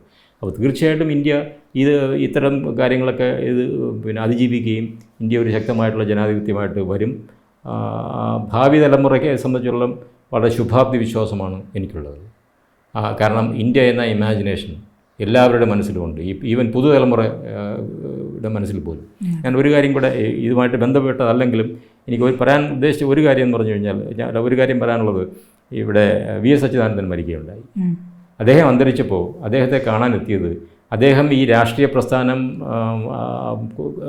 ഇങ്ങനെ അദ്ദേഹം നിറഞ്ഞു നിന്ന കാലഘട്ടത്തിൽ ഒരുപക്ഷെ ജനിക്കാത്ത ആൾക്കാർ പോലും അവിടെ വന്നു എന്നുള്ളതാണ്. 17 18 വയസ്സുള്ള ആൾക്കാർക്ക് വന്നു. അദ്ദേഹം എന്താ പറയുക, ഇപ്പം അസുഖമായിട്ട് തന്നെ എത്രയോ വർഷങ്ങളായി. അതിന് മുമ്പായിരുന്നല്ലോ അദ്ദേഹം പ്രതിപക്ഷ നേതാവ് എന്നുള്ളതിലും മുഖ്യമന്ത്രി എന്നുള്ള രീതിയിലൊക്കെ അദ്ദേഹത്തിൻ്റെ, അല്ലെങ്കിൽ അതിന് മുമ്പ് പാർട്ടി സെക്രട്ടറിനെക്കുറിച്ചുള്ള അദ്ദേഹത്തിൻ്റെ എന്താ പറയുക ഈ രാഷ്ട്രീയ പ്രവർത്തനം. ആ രാഷ്ട്രീയ പ്രവർത്തന നാളിൽ ജനിക്കാത്ത മനുഷ്യൻ പോലും, കുഞ്ഞുങ്ങൾ പോലും, പെൺകുട്ടികളുണ്ട്, ആൺകുട്ടികളുണ്ട്, കാസർഗോഡ് നിന്ന് വണ്ടി പിടിച്ചു വന്നവരുണ്ട്. അത് ശരിക്കും പറഞ്ഞു കഴിഞ്ഞാൽ ഞാനൊരു വ്യക്തിയിലേക്ക് ചുരുക്കുകയല്ല, ഞാൻ പറഞ്ഞത് ഒരു ആശയത്തിലേക്ക് ചുരുക്കുകയാണ്. ജനങ്ങളുടെ ആ കുട്ടികളുടെ മനസ്സിൽ ഒരാശയം, നീതിയെക്കുറിച്ചൊരാശയമുണ്ട്, ധർമ്മത്തെക്കുറിച്ചൊരാശയമുണ്ട്. ആ നീതിക്കും ധർമ്മത്തിനും വേണ്ടി ഒരാൾ നിലകൊണ്ടു എന്നുള്ള അവരുടെ ഒരു വിശ്വാസമാണ് കാസർഗോഡ് നിന്നും കന്യാകുമാരിയിൽ നിന്നൊക്കെ, അല്ലെങ്കിൽ മറ്റൊരു സംസ്ഥാനങ്ങളിൽ നിന്നൊക്കെ രാത്രി 12 മണിക്ക് വെളുപ്പം കാലത്ത് ഒക്കെ